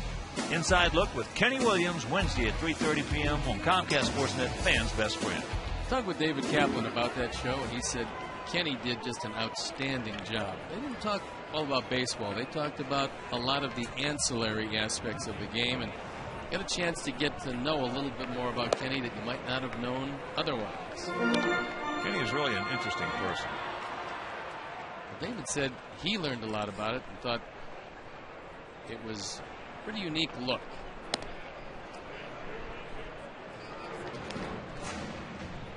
Back in 1986, the New York Mets, who at that time had the best pitching around in the minor leagues. They were just a warehouse of good young pitchers. And they thought that Kenny Williams was the best prospect in baseball. And they wanted to get him so bad. And they called up and they were offering this and that and this and that. And but never the two pitchers that the White Sox wanted, or the one in particular that they wanted. Is there's a changeup, and that's out number one. So Castro now 0 for 2. But there were a lot of clubs that thought like the Mets. They thought he was the best prospect in baseball. 5-tool player, run, hit, throw, hit for average, hit for power.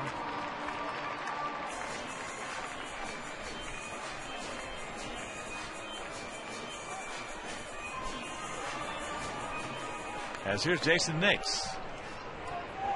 RBI single and a walk.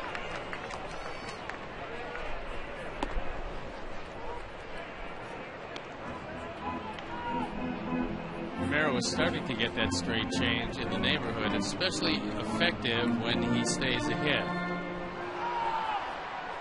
It's usually not a good sign for the hitters.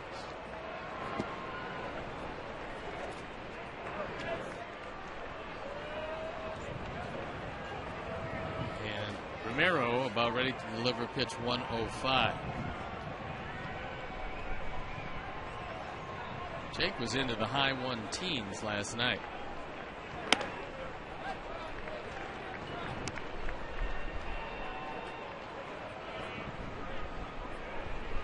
Two and one to count to Jason.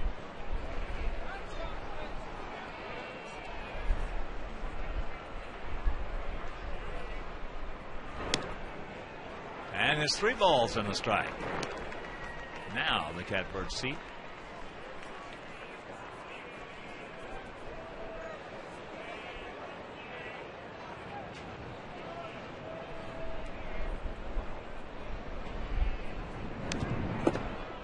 And it's full.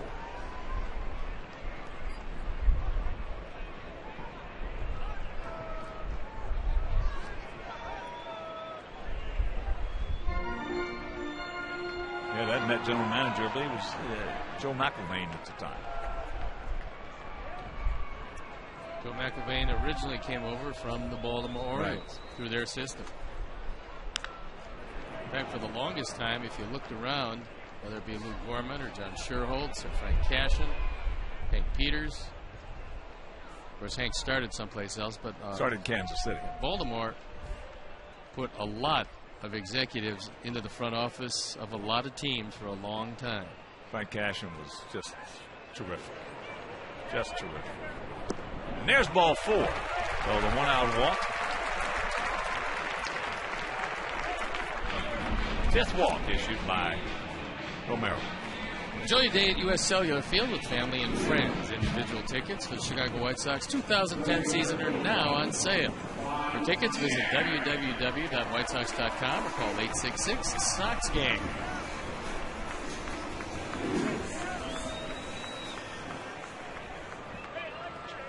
So here's Juan Pierre, RBI single in the second. He's 1 for 3. And look at this, right through the hole. But they're playing shallow, so Jason will have to pull up at second. Meanwhile, 2 men aboard. But it was a hit and run, and Pierre had to protect. And here comes Cito Gasson. We told you that Romero was vulnerable. Cito has seen enough.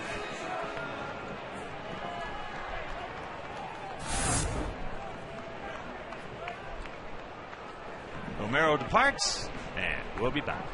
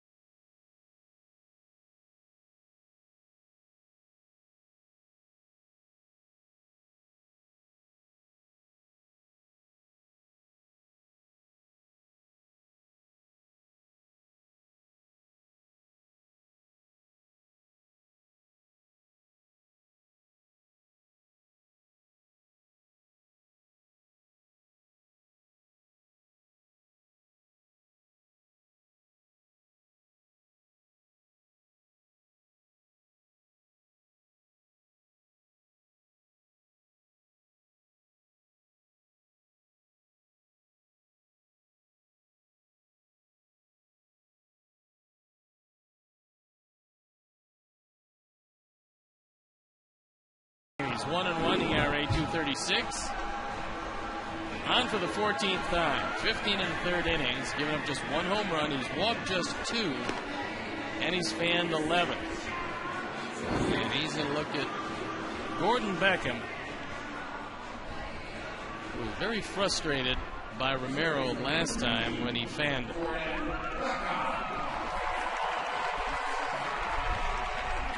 He got him a couple times today. Gordon 0 for 3. Knocked in a run back in the second with that grounder to third. That's the great aspect of this game. Doesn't matter what you did before, there's always a redeemer coming up.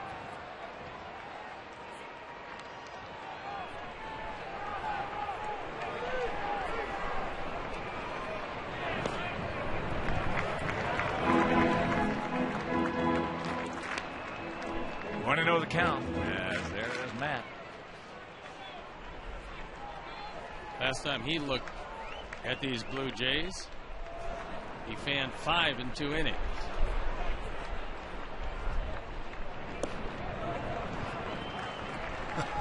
What? The count 2-0. You ever seen a manager come out with the catcher's gear and replace the catcher? They had a tough day back there. Boy, it has been.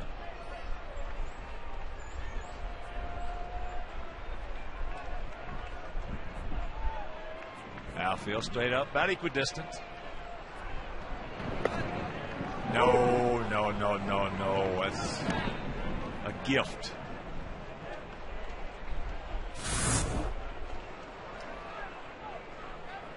That ball's not even close. That one was well off the corner. That's not even. And now it's 2-1. I mean, come on. The ball hit hard in right center field. Wells is there, makes the catch. Jason goes back. He's not going to be able to tag and go. Some center fielders, you've got a shot at a ball hit that hard slicing away from him. First of all, Vernon Wells was over a couple of steps, but he just got to the ball, cut across, took the perfect angle, and took at least a 2-base hit away from Gordon, who hit that ball awfully hard and nothing to show for it.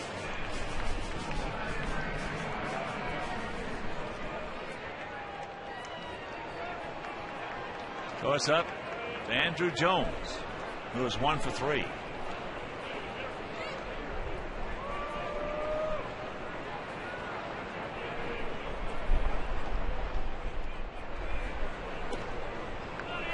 Breaking ball way low and away.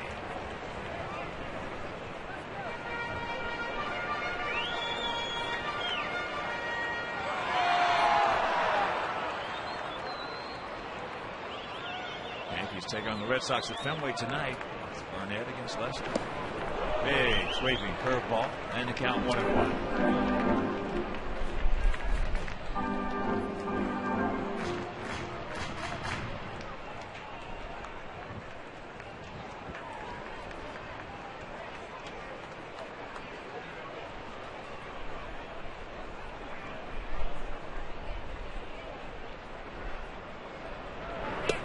Another sweeper.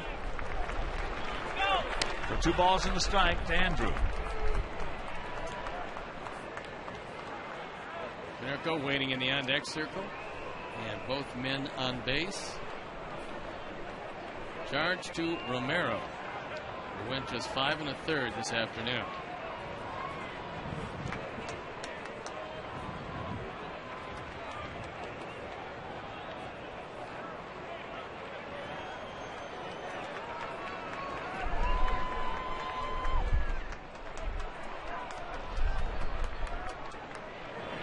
Fastball, sinker, right there.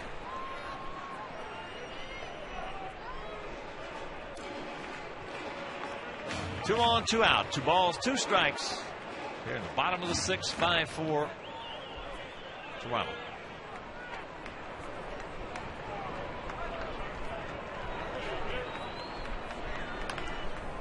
Another big sweep.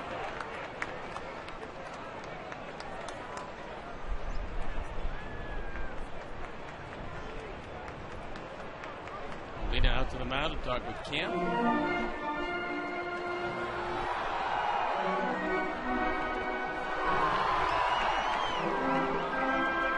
It's pretty interesting that catchers put their glove up over their mask, because lip reading through the catcher's mask is a fairly difficult task. Maybe he didn't brush his teeth this morning. Could very well be. Or, you know, sometimes garlic and eggs is a tough combination.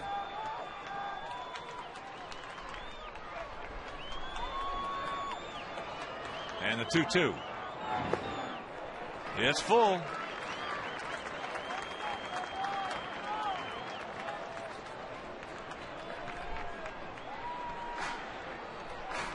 Now how about a tweener, Andrew? And let's watch Juan Pierre run a little bit from first. Payoff pitch. Breaking ball. He's surprised him. That ball caught the middle of the plate. And that'll retire the side. We'll go to the 7th, trailing by 1.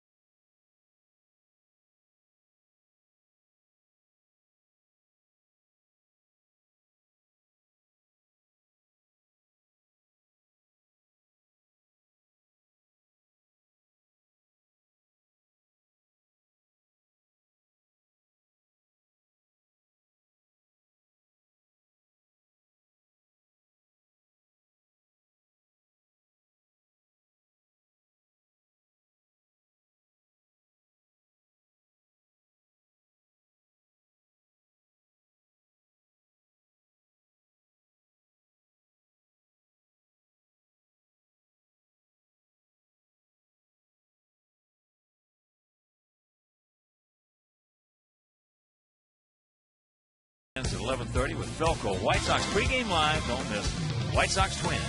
Wednesday at 11:30 on your home for more Sox games than any other network. Comcast Sportsnet. Fans, best friends. Cool day to pitch, and this is a big inning for Gavin Floyd. 1-run deficit, you got to hold him right there. That is Snyder. Bullpen still ready, and it's Matt Thornton in case Gavin has any problems. Snyder 0 for 2. He's grounded to second and struck out. Chopper 2 hopper.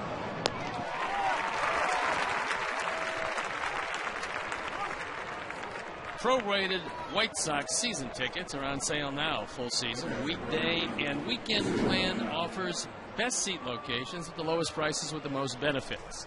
Call 312-674-1000 or visit whitesox.com.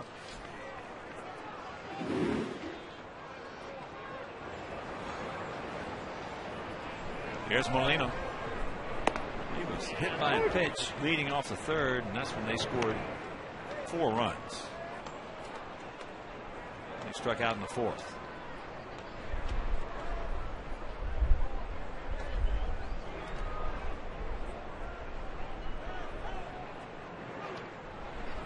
One and one to count. St. Louis 11, Pittsburgh 2, top of the 8th at PNC.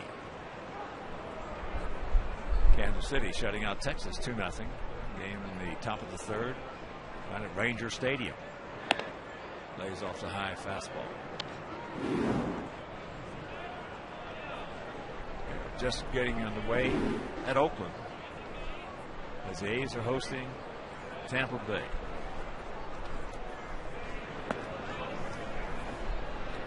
Three and one. Tampa's came into today half game lead over the Yankees, 22-8. Devastating on the road, 13-2 away from Tampa. Didn't want to walk him.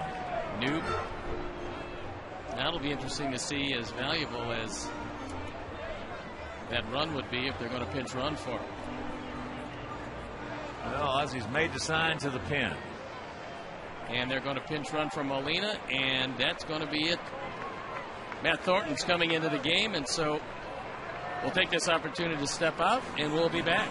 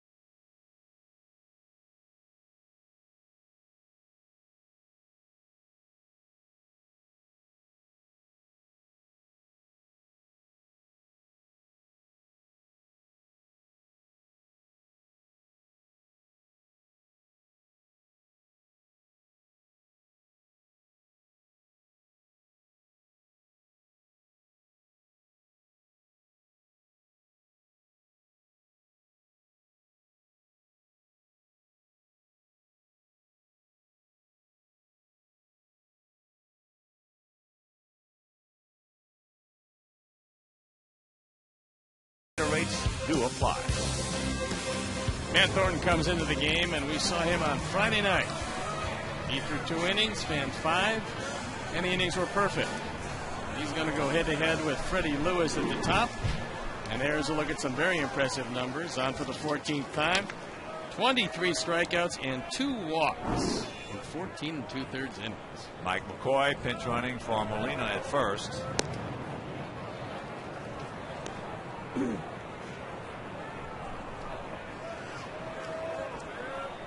5-5-0 for them. 4-8-0 for us.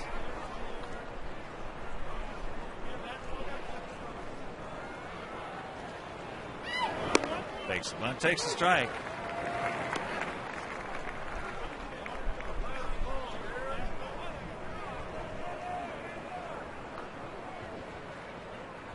Gavin goes 6 1/3. Strikes out 7, walks 2, gives up only 5 hits. Responsible for McCoy at first. There's the strike, and the count 0-2. McCoy last year, Colorado Springs stole 40 bases in 46 attempts.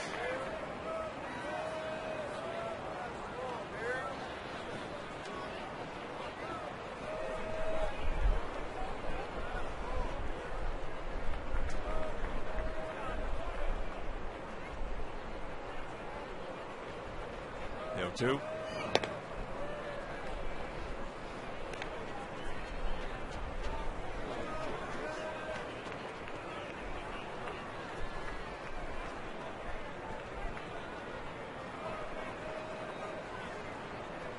One out. Aaron Hill on deck. And the 1-2 pitch to Lewis. He gone. That was an overmatch. Sometimes you just can't pull the trigger. Matt Thornton at 96, 97. And as you can see, it's on top of that front knee. Have a seat.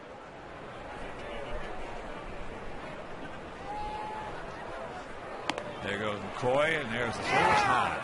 No chance.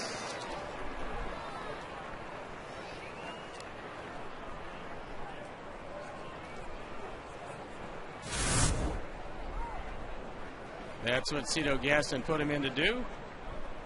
He was going on first move, and even out with a good throw from Castro, they had no shot.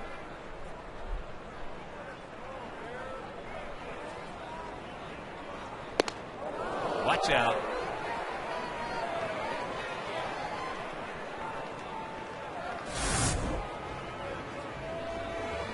He'll able just barely to get out of the way of it.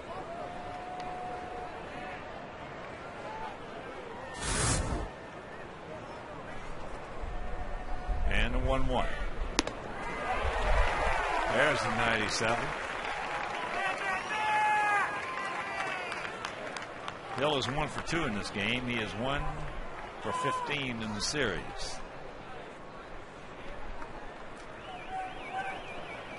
When he comes out of this funk he's in, this ball club's really going to have a pretty balanced offense. But this man can play.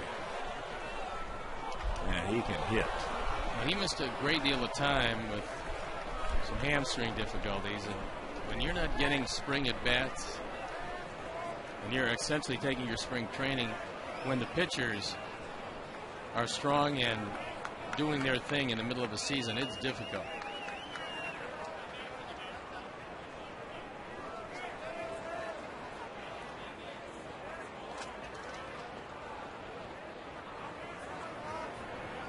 Martin ready with the 1-2.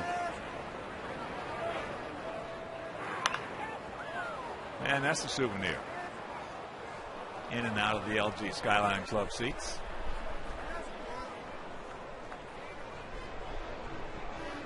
Nice crowd on hand today. Yes, it is. And a very happy Mother's Day to each and all out there.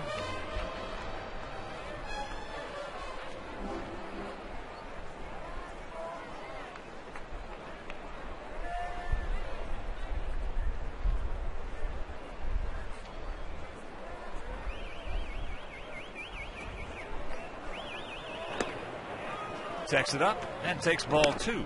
So 2-2 the count to Aaron Hill.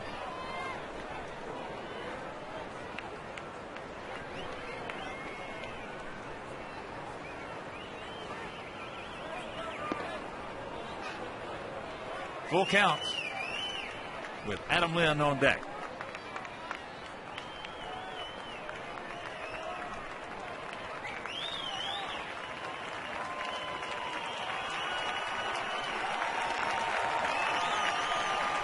Payoff pitch. There goes the runner. And that's foul straight back underneath.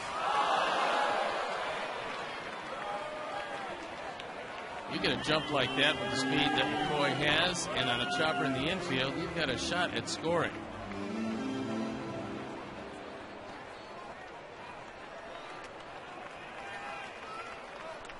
Saw Bert Campaneris do that.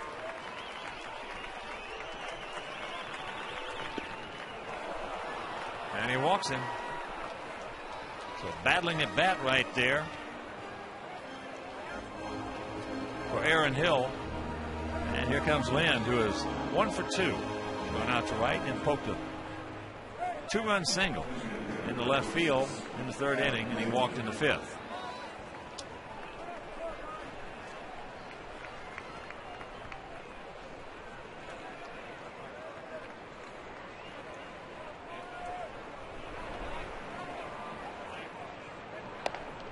First pitch strike.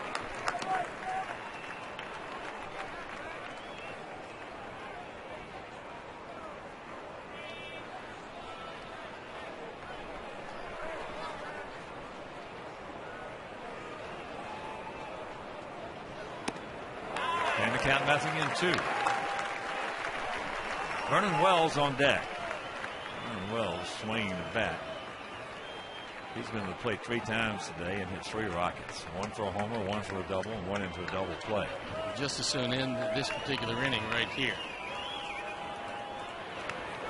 Good rip by Lynn on a 97-mile-an-hour fastball. 0 for 6 with 6 strikeouts. That's not good. I think it's very good for us. For us, terrific. The high fastball will be 7 for 7. And they put the double steal on with the 0-2. And it would have been successful if it was a ball. It was that high fastball. I'm not sure how Lynn was able to follow it back because it was face high and hard. Outfield about equidistant. Swung around to the left. They're spread out. He gone. Yes. 7th inning stretch. We need 1 to tie.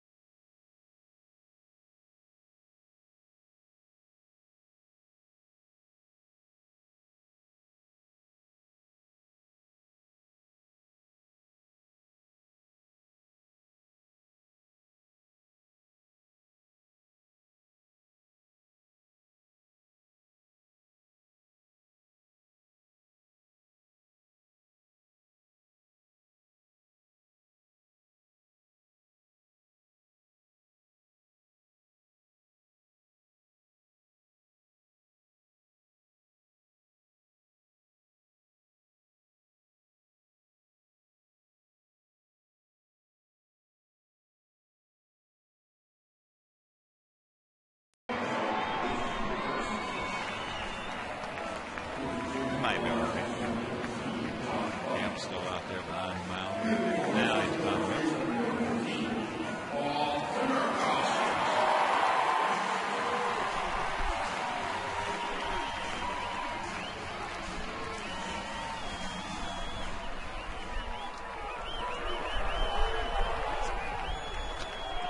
Paul Konerko leads off here in the bottom of the 7th inning. 5-4 Blue Jays as that pitch taken low and away. 1-0 the count to Paulie. He was 0 for 2 today, but he did walk. He did score. That was in the 3rd inning. Outfield straight up, spread out as that pitch fouled away. John Buck takes over behind the plate as they decided a pinch run for Molina.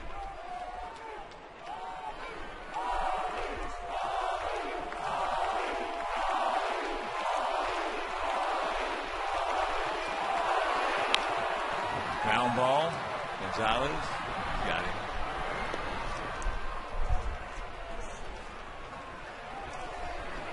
Don't forget to surprise the Ultimate Sox fan with a Southpaw in-game seat visit during any home game at U.S. Cellular Field. Visit 312-674-5312 for more details. They'll bring up Alex Rios, 3 for 3 today. He just wore Ricky Romero out. A couple of singles, double, all of them were hit hard, and he also scored a run.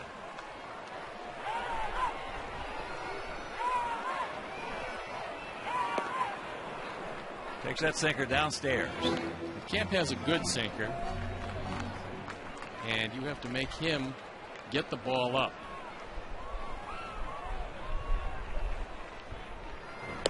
Breaking ball. When we first saw him in Kansas City, he couldn't get anybody out. We just wore him out. And then all of a sudden, somebody gave him that curveball and changed his whole performance. Well, he's had excellent control since donning that Blue Jay uniform.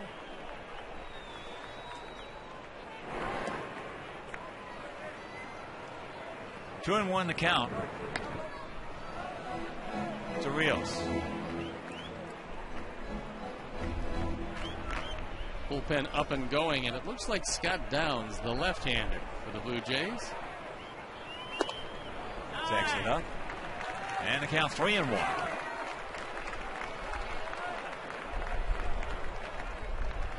Carlos Quentin on deck. Alexi Ramirez in the hole. Way back. He looks up. You can't put it on the board. Yes. Yes. A ball off the bat of Alex Rios in this game is tied at 5. Mercy. 6th home run, 17th driven in, 4 for 4 today. Only the triple separating Alex from the cycle. Quite a Mother's Day performance. I don't think he's going to get rid of that pink bat. Freddie Lewis didn't even move in left field. Breaking ball. The curve over for a strike to Carlos. Carlos 1 for 2. Whipped a single in the left, back in the second. He came around to score. He walked in the 3rd. And there is a base hit. Carlos going to make the turn. Lewis can't find the ears on it out there, so the double. Don't stop now, boys. With that towering home run, Gavin Floyd can't lose it. Ricky Romero can't win it. And now the game in the hands of the bullpen. And Carlos Quentin, 2 for 3 today, gets one off the end of the bat and couldn't have thrown it out there any better. Jim Welke on the line, that ball well fair. And then Freddie Lewis has some problems with it. So the go-ahead run standing out at second base. Alexi is 0 for 3. Lays off the curveball. He struck out in the second, hit into a 6-4-3 double play in the 3rd, and he also grounded to short in the 5th.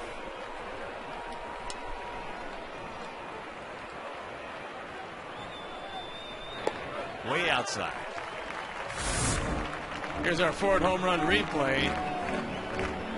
This ball just eased back into the inner portion of the plate and went flying over the bullpen. He's going to go ahead and put Alexion. And if Scott Downs is ready, he's going to be coming on because AJ's coming out.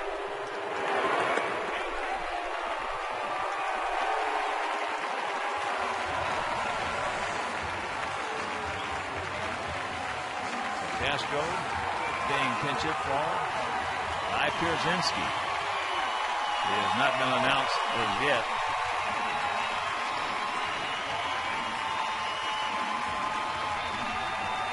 Alcido's been around too long to make a move before the official announcement of AJ Pierzynski.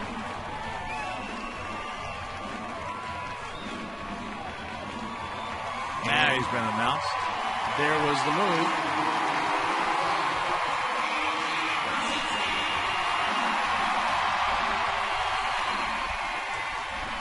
All right. Tremendous home run by Alex Rios. Ties this thing up as Camp will depart, and we'll be back.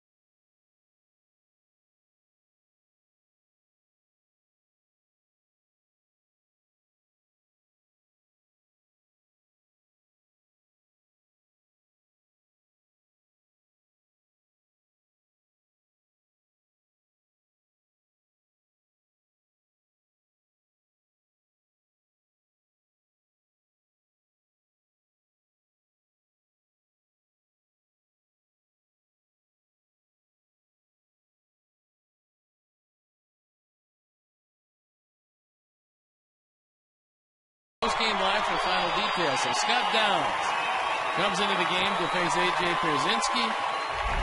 Downs at 1-3, an ERA of 3.45, on for the 17th time, and he inherits the game on the bases. Runners at first and second. And one out. So here is AJ.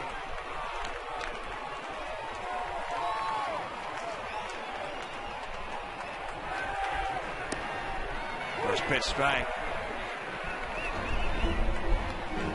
5-5-0 for the Blue Jays. 5-10-0 for our Sox.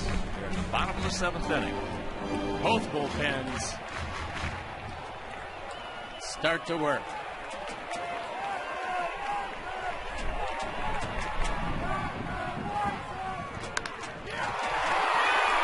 Oh, nice play right there. Nice play by Randy Ruiz. That one could have easily gotten through, but he was able to smother it. And that could be a potential game saver. Ruiz, not known for his glove work, goes to the backhand on the short hop, gets it to Downs. They get AJ by plenty, but the runners move up to second and third, where a wild pitch or pass ball can score it. So here's Jason Nix. He's perfect on the afternoon. He is 1 for 1. An RBI single in the second. He walked in the fourth, and he walked in the sixth.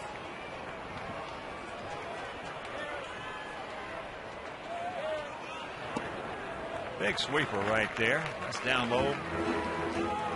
One of the advantages that he probably has in this situation is that Bautista thinks that there's a chance that he might lay one down. So he was even with the bag, and I think on instructions from the bench, they now moved him back.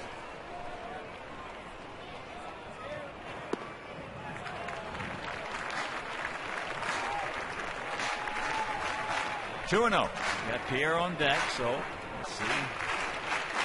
Gaston wants Cito.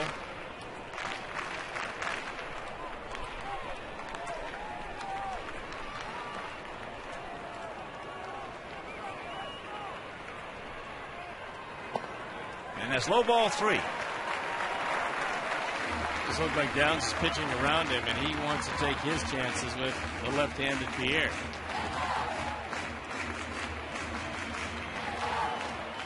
They're not going to go ahead and put him on. They're going to see what happens here.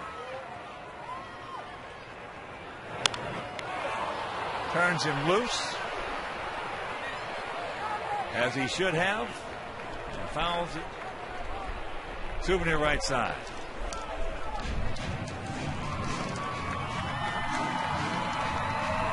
Jason Frazier loosening up in the bullpen, and he was the closer when the season started, losing that distinction to Kevin Gray.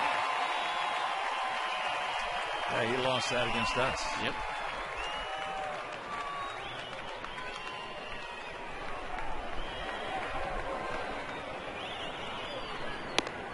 And that's ball 4.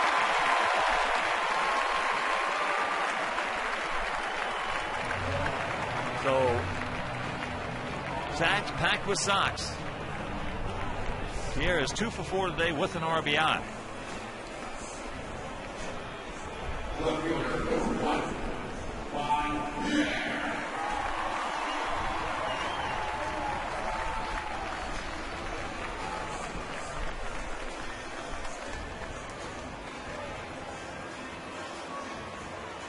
Outfield, short, swung around to the left, gap in right center.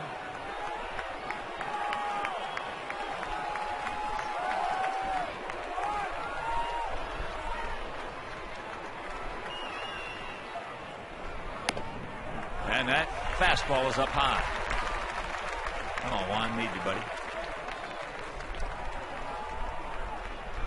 Juan had that RBI single. He just laced it into left field back in the second inning.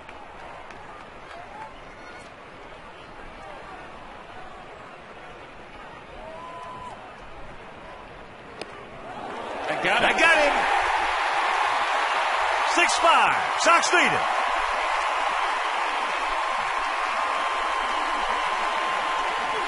You can take one for the club, catch it off the uniform.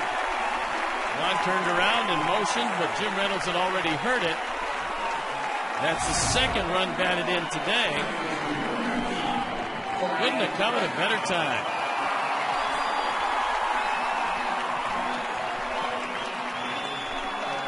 Don't stop now, boys.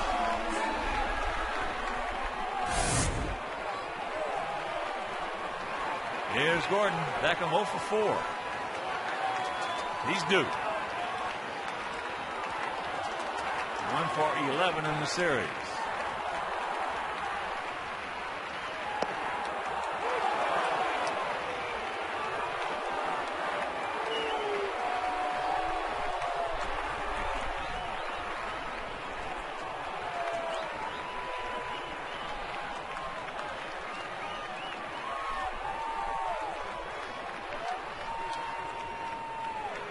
Breaking ball.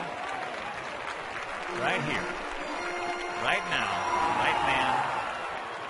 Right place, Gordon.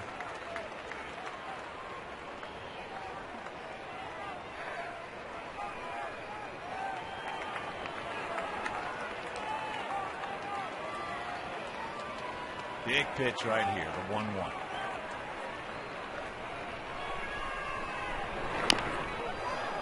It's off his foot. So advantage goes to Downs.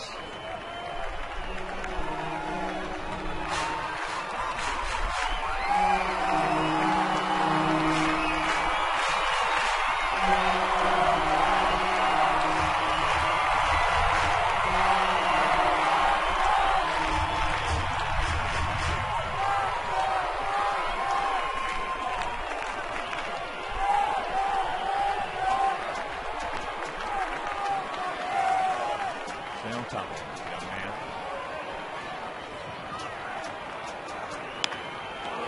Fights that one off. It's over there right side.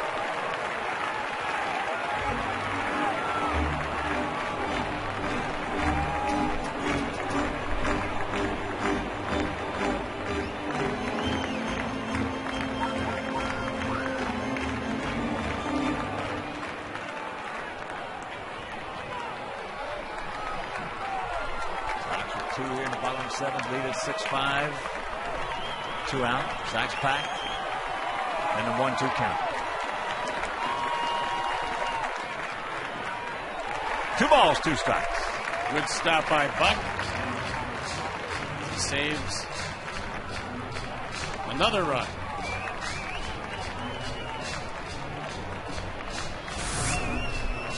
Downs goes low and in with a curveball. And Buck does a nice job of taking it off the chest protector. So that ball just trickles in front.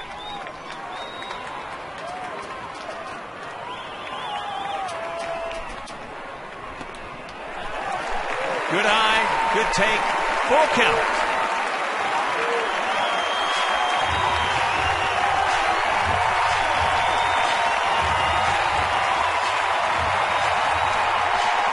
Speed on the base path. Not as good as we got. And the fans on their feet all around the ballpark.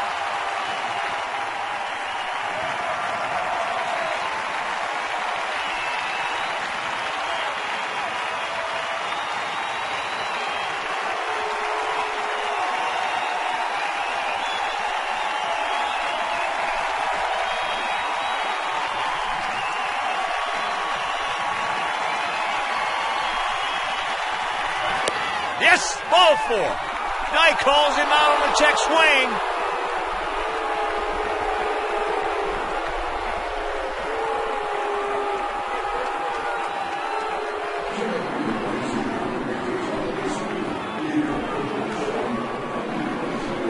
Sox do tie it up with a long home run by Rios and a hit batsman. We'll go to the 8th leading 6-5.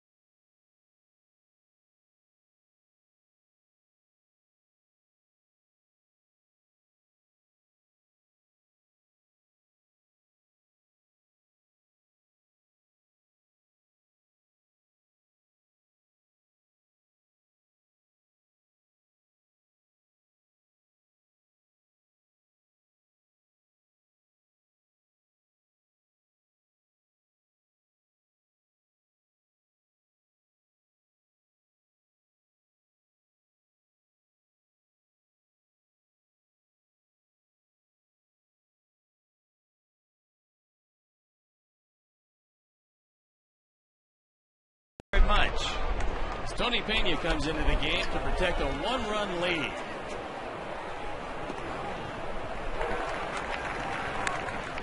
First pitch strike to Vernon Wells, who has been to the plate 3 times, a double, a 2-run homer. Hit into a double play, and all 3 of them were discalled. Can't get that one and count very quickly. 0-2 with Randy Ruiz, the on-deck hitter. The last pitch was a good slider. Maybe his control hasn't been where he wanted to be. 10 walks, 9 strikeouts, and 14 2/3. He's facing their hottest hitter. Ball hit hard off the glove of Lexick. So he has hit 4 BBs today. Meanwhile, the leadoff man aboard. Well, he made a terrific slider to run the count to 0-2, and then got too much of the plate with the 0-2 slider. And Wells crushed another one.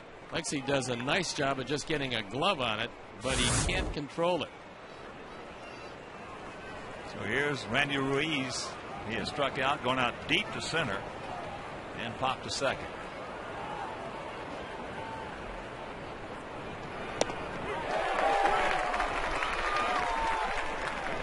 I mentioned last year's Pacific Coast League MVP.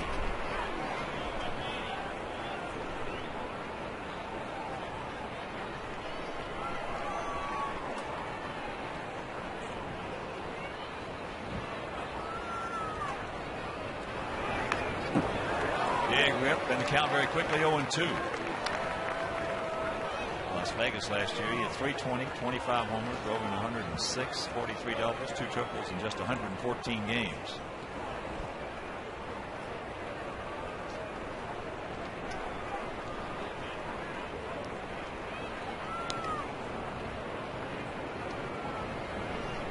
To the count.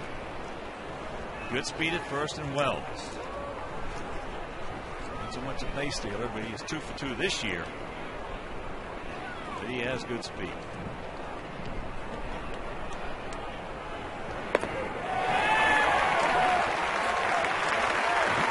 So 1 down.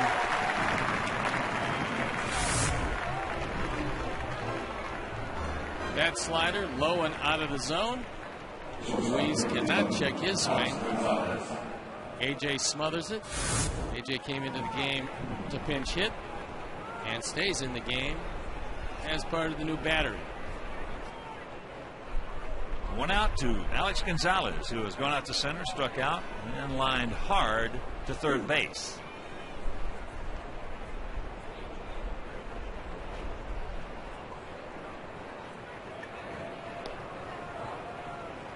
Just joining us, Blue Jays 1 in the second, 4 in the third. We had 3 in the second, 1 in the third, and 2 in the bottom of the 7th.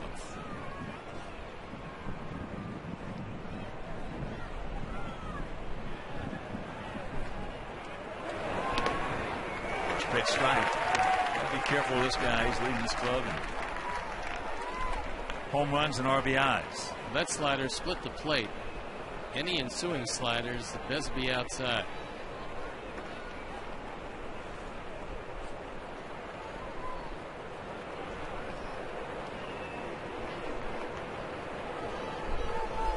Outfield, straight up and spread out.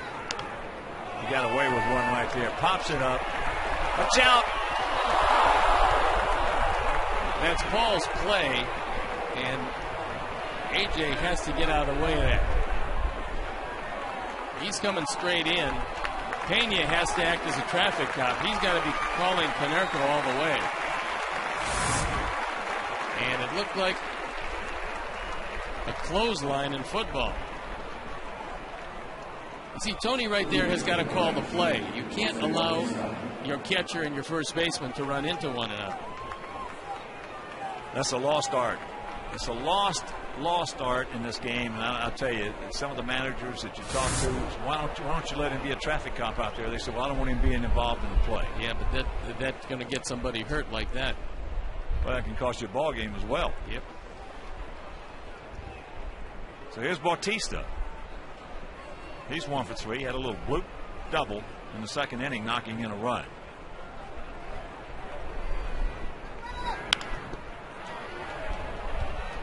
Go over to second. They get the force on Wells. So after giving up the leadoff single, Tony Pena retires the next 3. We'll go to the bottom of the 8th with a 1-run lead.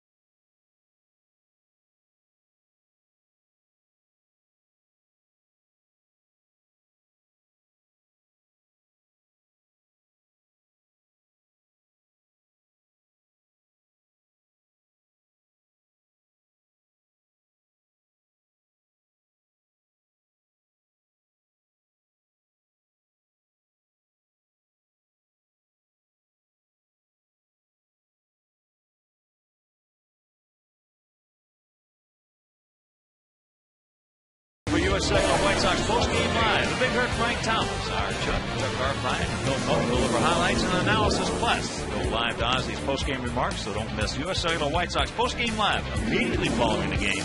Right here on Comcast Sportsnet, fans' best friend. Mason Frazier comes into the game. He's the fourth of the Blue Jay pitchers. It's 1-1 this year, on for the 14th time. ERA 6.75, 19 hits in just 12 innings. So good man to add some insurance.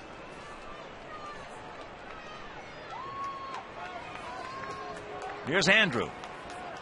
1 for 4, had that first inning single.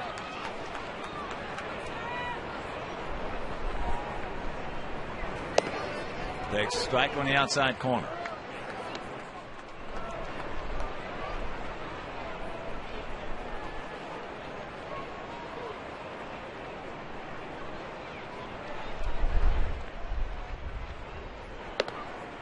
The blueprint, 0-2.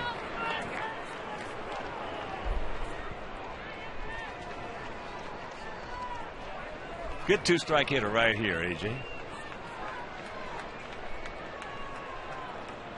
Our other AJ. AJ too. As well. Breaking ball no. 23,850 on just a gorgeous day here in the beautiful city. Bobby Jenks pretty well loosened up and ready to go.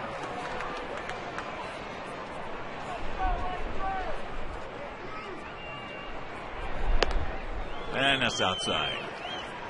And once again, a reminder, off day tomorrow, then Tuesday and Wednesday we will be at Target Field in Minneapolis. Freddie Garcia on Tuesday against Kevin Slowey, and Johnny Danks on Wednesday against Carl Pavano.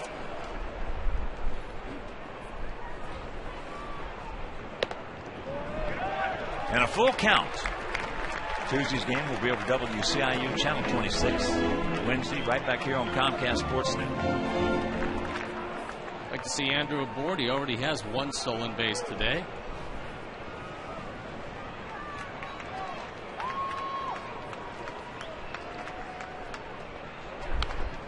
Oh, getting the over breaking ball, and he just missed it. You can almost see it when you're on the mound and you throw one of these. You can almost see the hitter's eyes light up. That ball hung right in the middle of the plate, and Andrew fouled it straight back. He's lucky that ball didn't wind up in that ivy out there in center field. I think Andrew is wondering, how in the world did I miss that? Better yet, that Vienna Beast sign. I could use some Vienna Beast. Yes, you could. Ooh.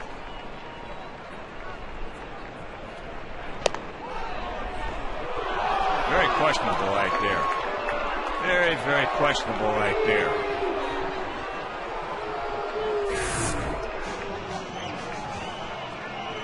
That ball's off the plate.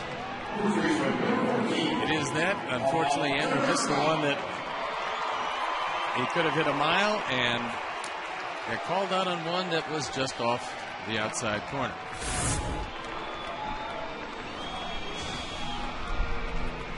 So here's Konerko. He's 0 for 3. Hang with him, Andrew.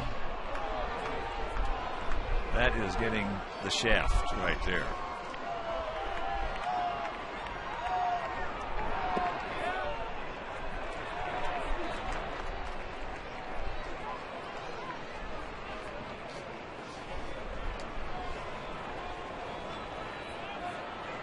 Probably a walk and run scored back in the third inning.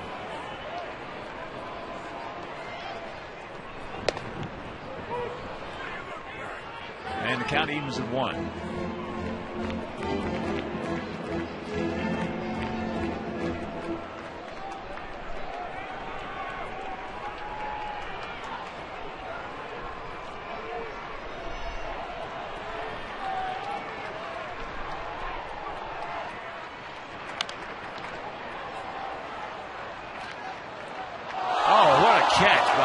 Fans as it hit the facade, was going back down to the lower deck. He reached down and snapped it.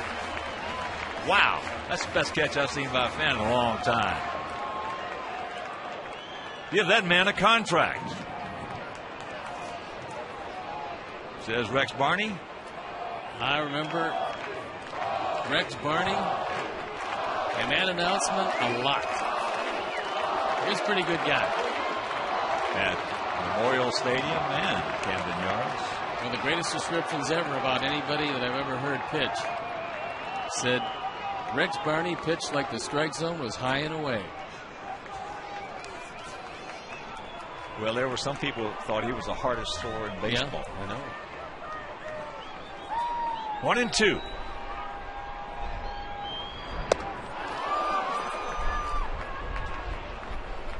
Breaking ball, 2 down. Today's Xfinity high-defining moment. And it couldn't have come at a better time as Alex takes one deep. Time had tied up the game at 5. Watch Comcast Sportsnet White Sox game replays on demand with Xfinity TV from Comcast. Don't miss the action. Call 1-800-XFINITY today. He is 4 for 4 today.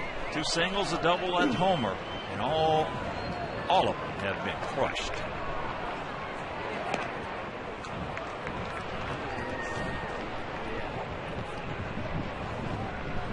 Want to know the count? Proud you, Papa.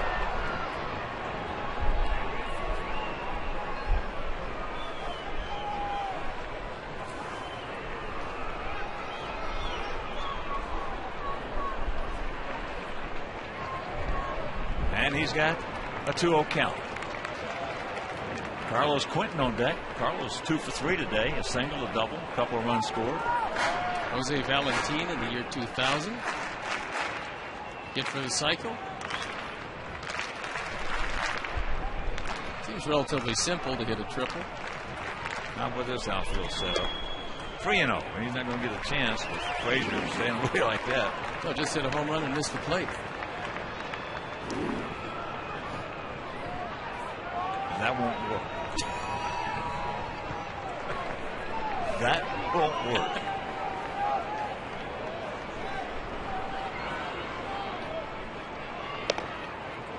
Another generous call. Strike right there by Reynolds. That one he got Andrew on. Bad. Real bad.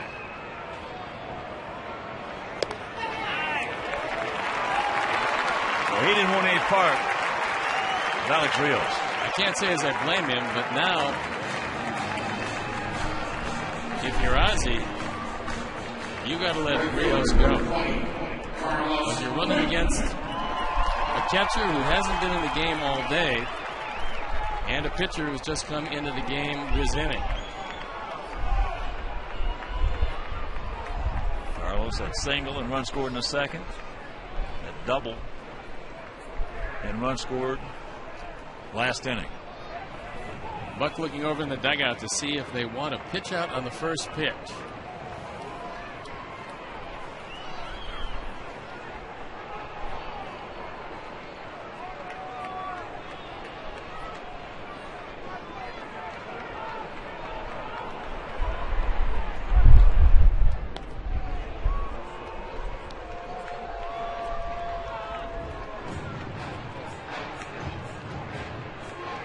Come on, Carlos.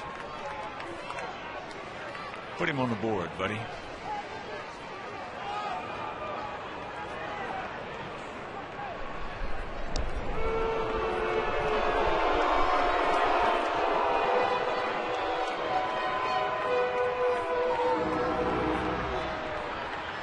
Six, 10-0 for us, 5, 6-0 for them. And that's the finale of this 4-game set and the 7-game homestand.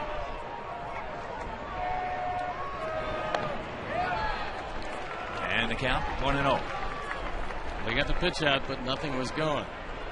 Very rarely we see back-to-back pitch outs. This becomes a good pitch to run. Alex 9 for 12 in stolen bases. And he wants to run. last night.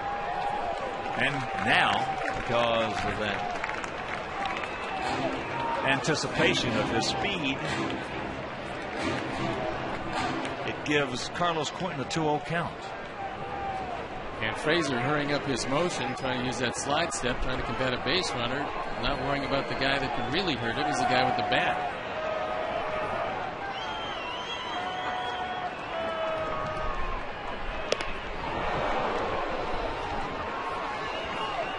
Two balls and a strike.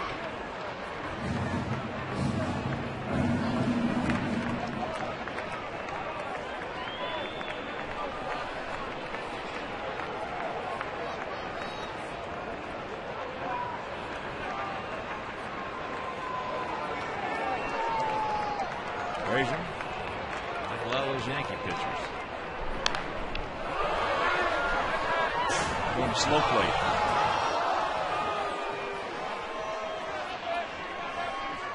Two out, 2 balls, 2 strikes. Here in the bottom of the 8th inning. Sox trying to even up the season series against the Blue Jays at 4 games apiece. Toronto took the first 2 by scores of 2-0, 7-4. Then Jake Peavy last night, just outstanding. Sox won 7-3. Bobby James going to try to nail it down right here.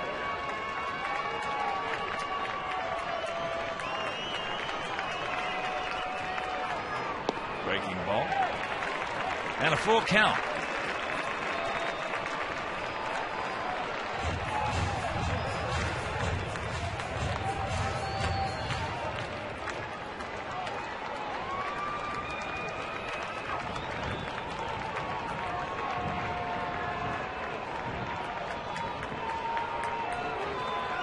Two out. Full count. There he goes. And that ball hit into the gap. Nobody's going to get it. It gets by Wells, so here comes Alex. He's going to score on the double by Quentin, and the Sox lead it 7-5. Yes!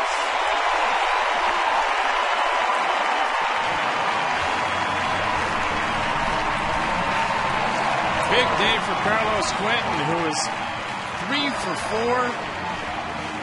He scored 2, just driven in number 20. And there's a gigantic insurance run. Works the count to 3-2, gets the low fastball he wants, drives it into the gap. Wells does everything he can to try to stop it. He stays on his feet. Maybe Rios doesn't score. Oh, he would. 3-2, he had a good jump, good lead. He was off. He was flying going around second. Don't stop now, boys. That was a pretty good job by Vernon Wells just to knock that ball down right there and keep in front of him. He's a sneaky center fielder, isn't he? I think he's a terrific center fielder. Boy, he is. I'll tell you, he is much underneath the radar when you're judging center fielders in this league. Well, the big reason is that he's not one of those guys that you would describe as a speed burner, and most of the great center fielders have that great speed. He just coasts under just about everything and makes most every play, and has since he's come into the league.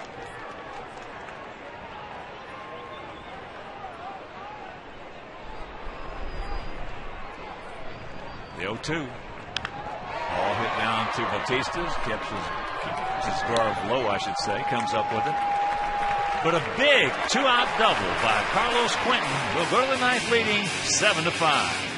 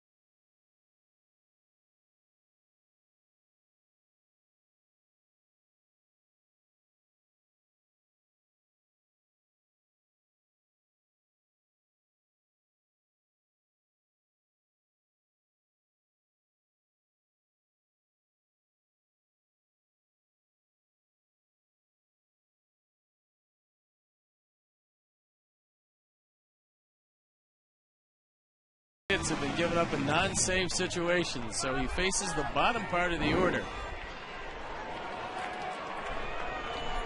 Travis Snyder, John Buck, and then they go back to the top of the order with Fred Lewis. So here's Snyder. He is 0 for 3. Twice he has gone after second, and once he has struck out.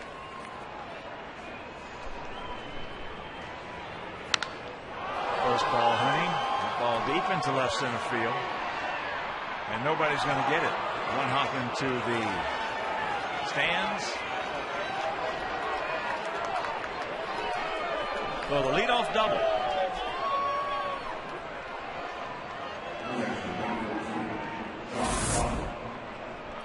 Snyder looks for a fastball, gets one down, and drives it into left center field.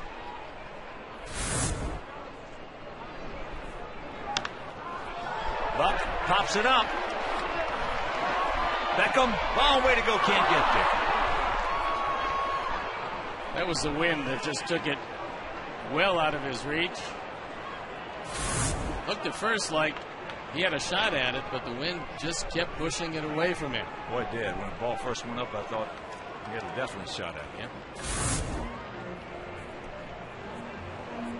That ball was pushed right toward the seats and away from play. So Buck will have another chance. And this guy's got big power.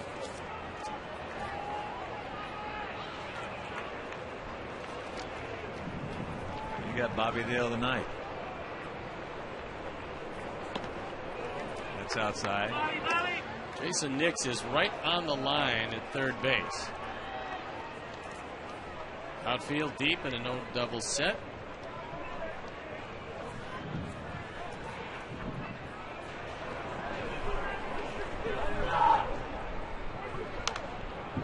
And the count 1-2.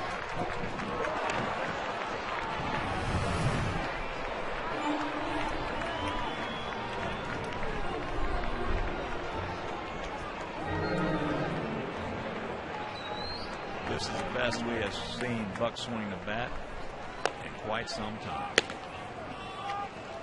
Somehow from Kansas City to Toronto, he found the magic.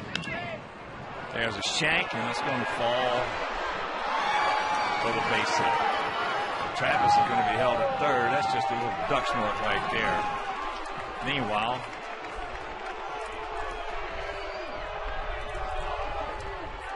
the tying runs aboard with nobody out. It's a hanging curveball. And Buck just muscles it into right field. So runners at the corners, nobody out, and we move to the top of this very potent Blue Jay order. Here's Lewis. He's 0 for 4.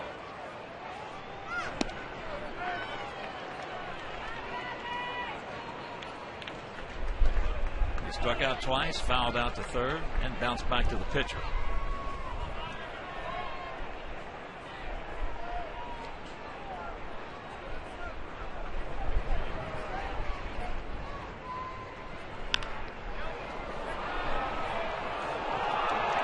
That's out of play.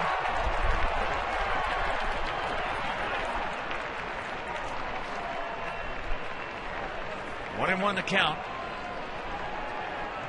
Freddie Lewis.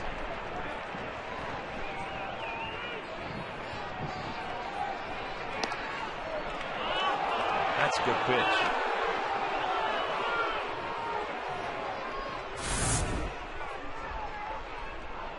That's a definite strike on Andrew Jones.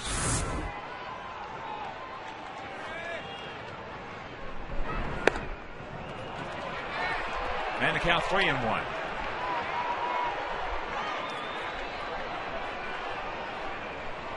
A couple of right-handers throwing in the bullpen. One of them, Scott Linebrink. And JJ.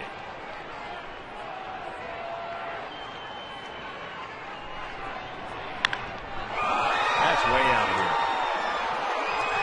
It's an 8-7 Toronto lead.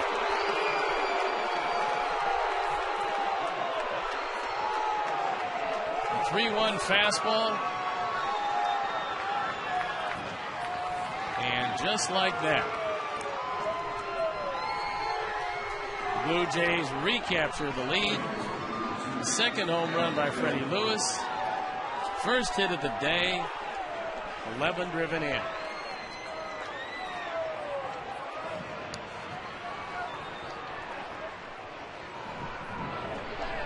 Going away to Aaron Hill. It's a no-doubter fastball right down the middle.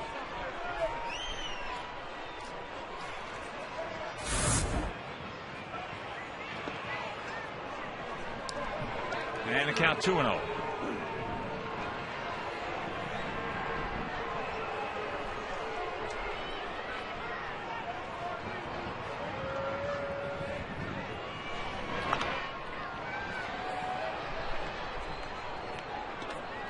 For us, scheduled hitters, the bottom of the ninth, AJ, Nix, and back to the top of the order with Juan Pierre. And it'll be against Kevin Gregg. And the count 3-1. Let's just hold him right here, no more. 1-2 in the bottom of the ninth.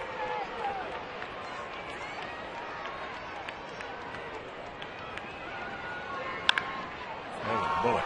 Foul, thank you very much. That, but for about 3-4 inches, would have been a two-base hit.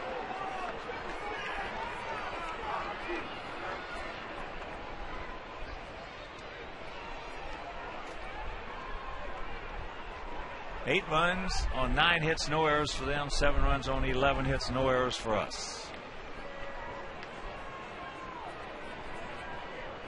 And the payoff pitch to Hill.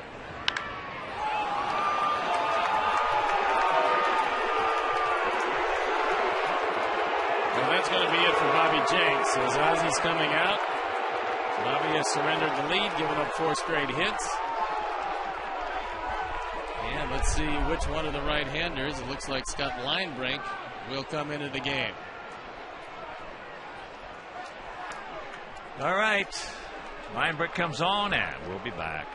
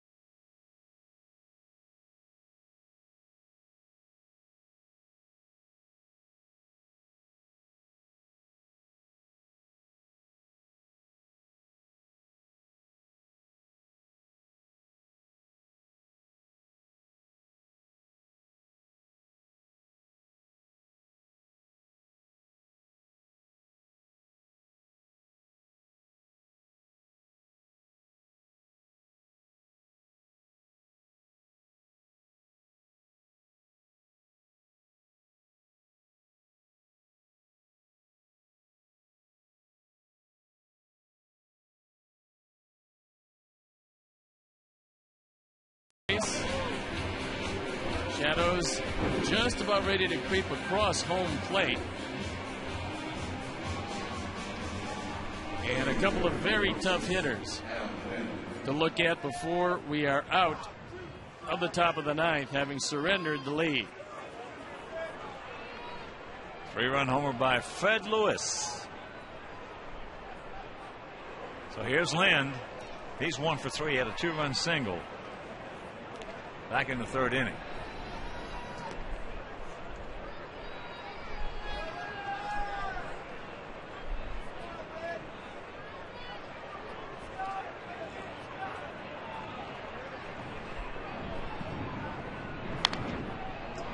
Good rip by Lind underneath it, thank goodness. And the count 0-1. There's a look at Kevin Gregg. He blew his first save of the year in this series.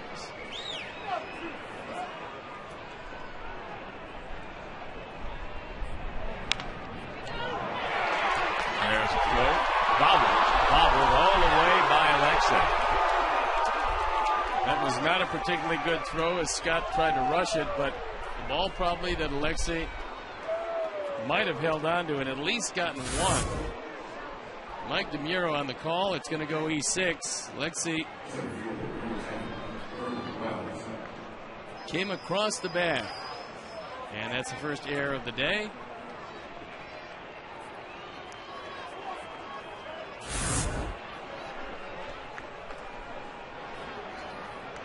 So here's the hot-hitting Vernon Wells. He's been to the plate 4 times, hit it right on the money all 4 times. A double, a 2-run homer, 5-4-3 double play, a single.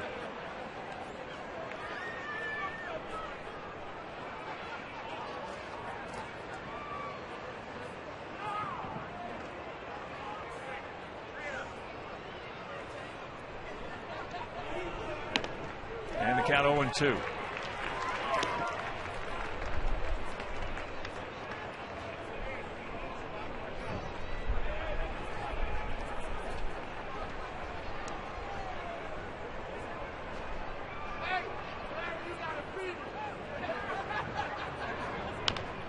Chops that one foul, so the count hangs at no balls, 2 strikes for Vernon Wells. Lyle Overbay on deck.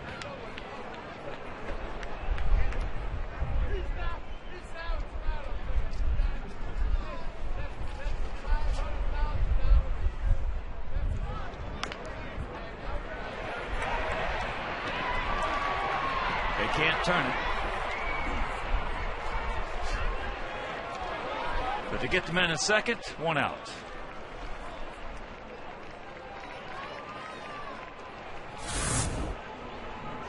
This one cued off the end of the bat, so a slow developing play. And no chance to get Wells, so it does have pretty decent speed. Lyle Overbay comes on for the first time today. Taking the place of Randy Ruiz, who'll also go in defensively at first base. Overbay hitting just 179, but 1 for 1 as a pinch hitter. Takes first pitch strike from Linebrink.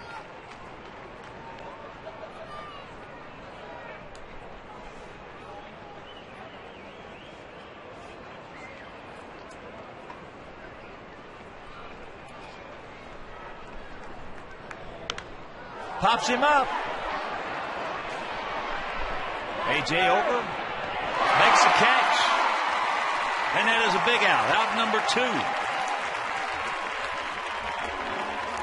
Good play by AJ, looking straight up into the sun, heading toward the dugout, and able to make the catch. And a huge out with a man at third and less than 2 outs. Yeah, AJ knew he was nearing that opening right there. But that's the dugout. Fortunately, on that side, you're going to get a little help. You're not going to get too much on the other side. So here's Gonzalez. He's 0 for 4. He's gone out to center, struck out, lined hard to third, and popped up to first.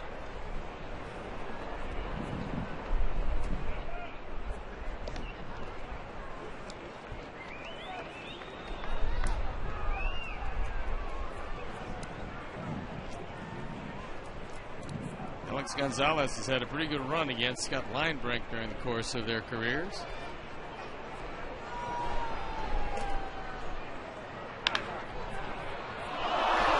Off the glove of Nix.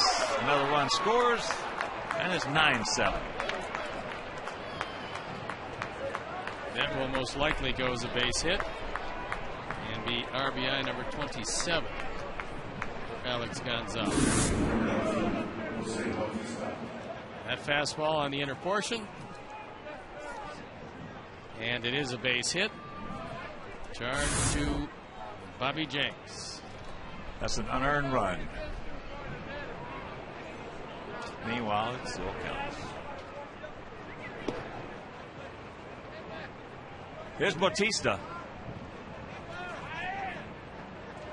9-7 Blue Jays. 4 runs so far here in the top of the 9th inning.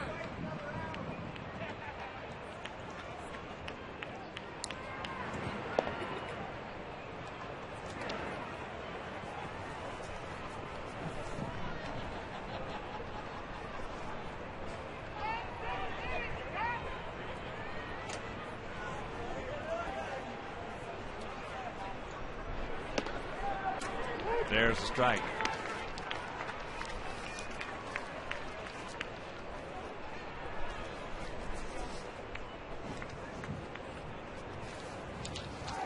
Outfielder straight up, spread out.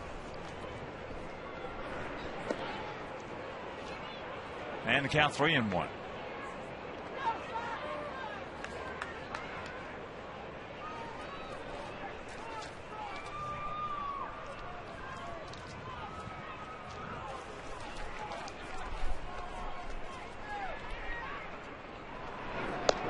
There's the strike.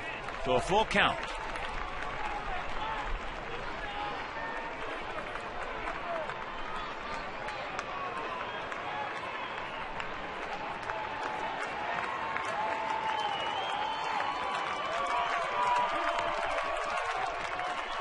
Take him right here, Scott.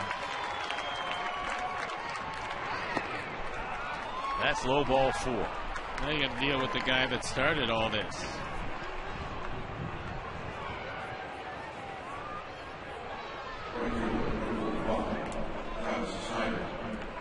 Sacks packed.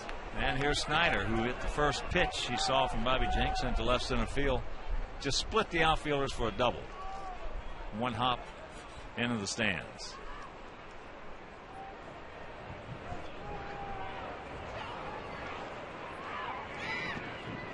Nice block by AJ.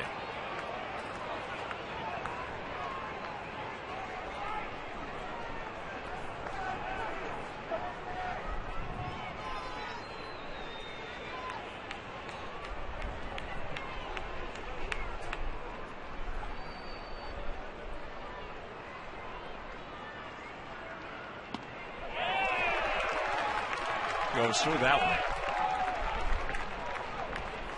A ball, a strike, 2 out. You can see the shadows making it visibility wise not great.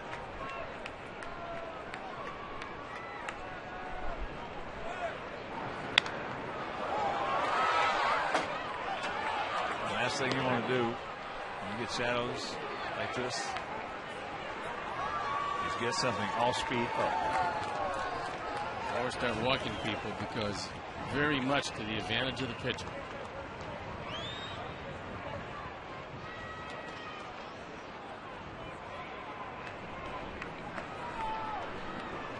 The 1-2. Got him, but some damage is done. They score 4. They lead it 9-7 going to the bottom of the 9th.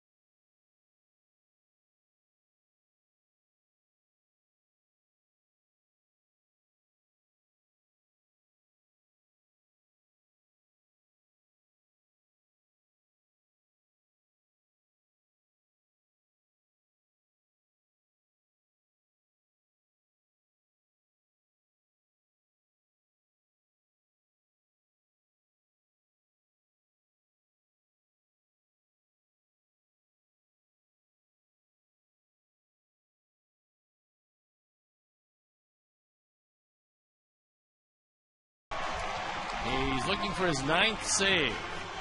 Was an A.J. Pierzynski home run against him that sent that game into the 12th inning, which the Blue Jays eventually won, but that was the first blown save of the year for Greg. Only 4 walks and 18 strikeouts. Been a very strong year, and ironically, the first man he's going to look in at is A.J. 2 to tie. Mark Kotze in the on-deck circle. He's going to come on to pinch hit.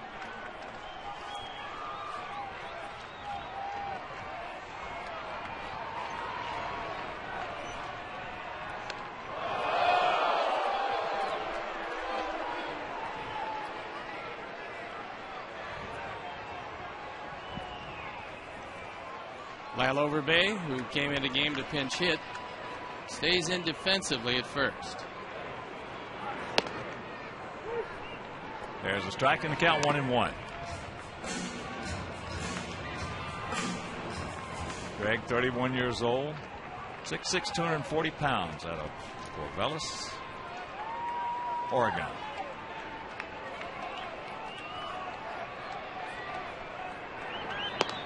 And that's outside.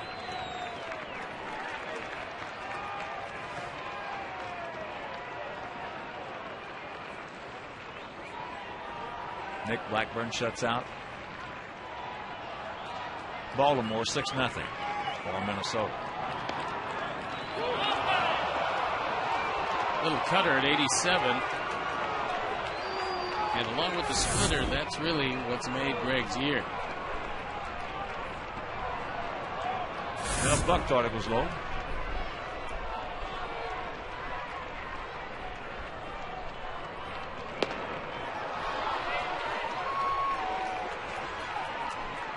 One down.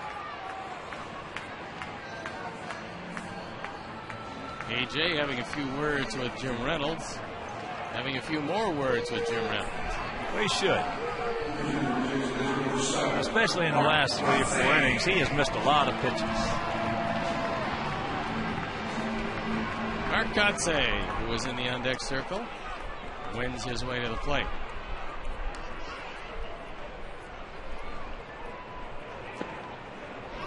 Takes first pitch strike.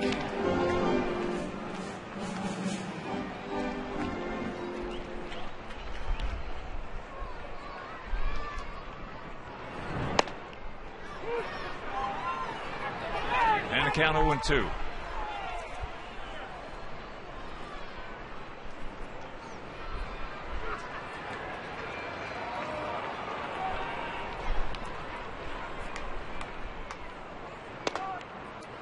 Outside.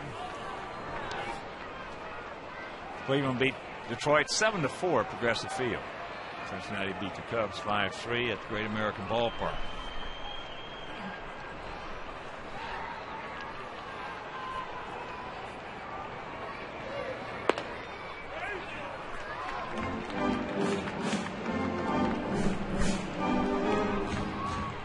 Two balls, 2 strikes to Mark. Once again, a very happy Mother's Day. Make it a loving one. Is that pitch fouled back?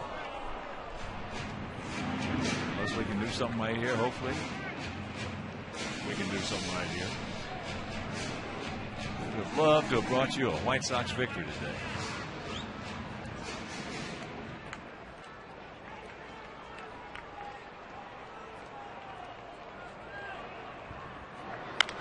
Ground ball right side. Hill will suck it up. And that is out number 2.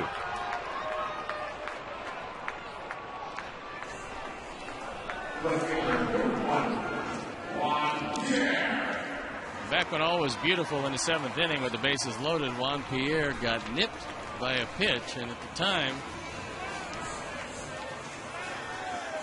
put the Sox ahead by 1 run. Made it a 6-5 ball game. Added another one in the 8th on the 2-out double by Carlos Quentin.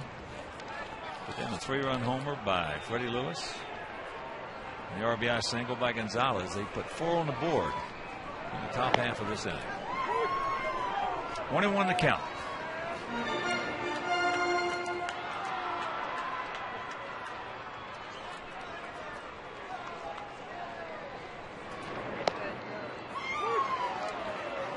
down to our last bullet. 2 out and a 1-2 count.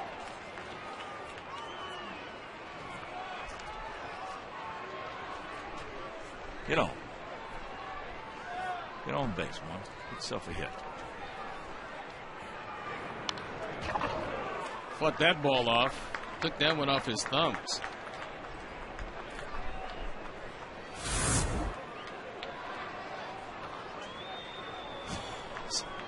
Not sure how he got a bat on it, but he's able to stay alive and get another one at least. Short arms, real short.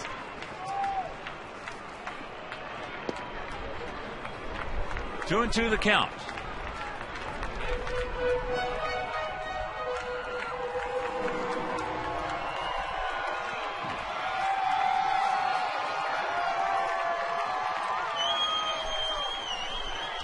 Right here, man.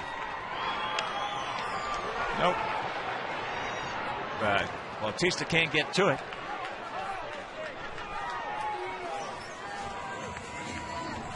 And once again, a reminder, the off day tomorrow, then Tuesday and Wednesday we'll be in Minneapolis at Target Field. Tuesday, Freddie Garcia against Kevin Sloyd. Again over WCIU Channel 26. And on Wednesday, Johnny Danks against Carl Pavano in that game right back here on Comcast Sportsnet.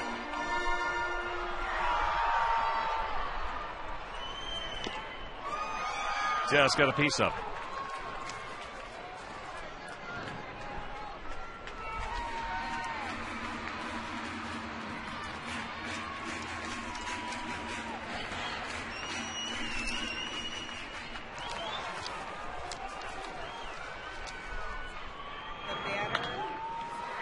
And when this ball comes down, this ball game will be over.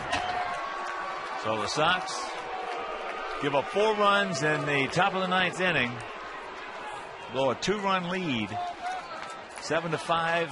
Blue Jays win it 9-7. And this is toughy right here. It's a real tough one because it spoiled the day of all Sox fans, but also the great day of Alex Rios, who looked like the hero. But unfortunately, it wasn't meant to be. And let's check out our GMC player of the game. It is Freddie Lewis with that 3-run homer in the top of the 9th inning on a 3-1 fastball right there. Our GMC player of the game. So for my partner, Steve Stone, our director, Jim Angio, our producer, John Walgren, our associate producer, Vince Lodel, our technical manager, Mark Harper, the executive producer,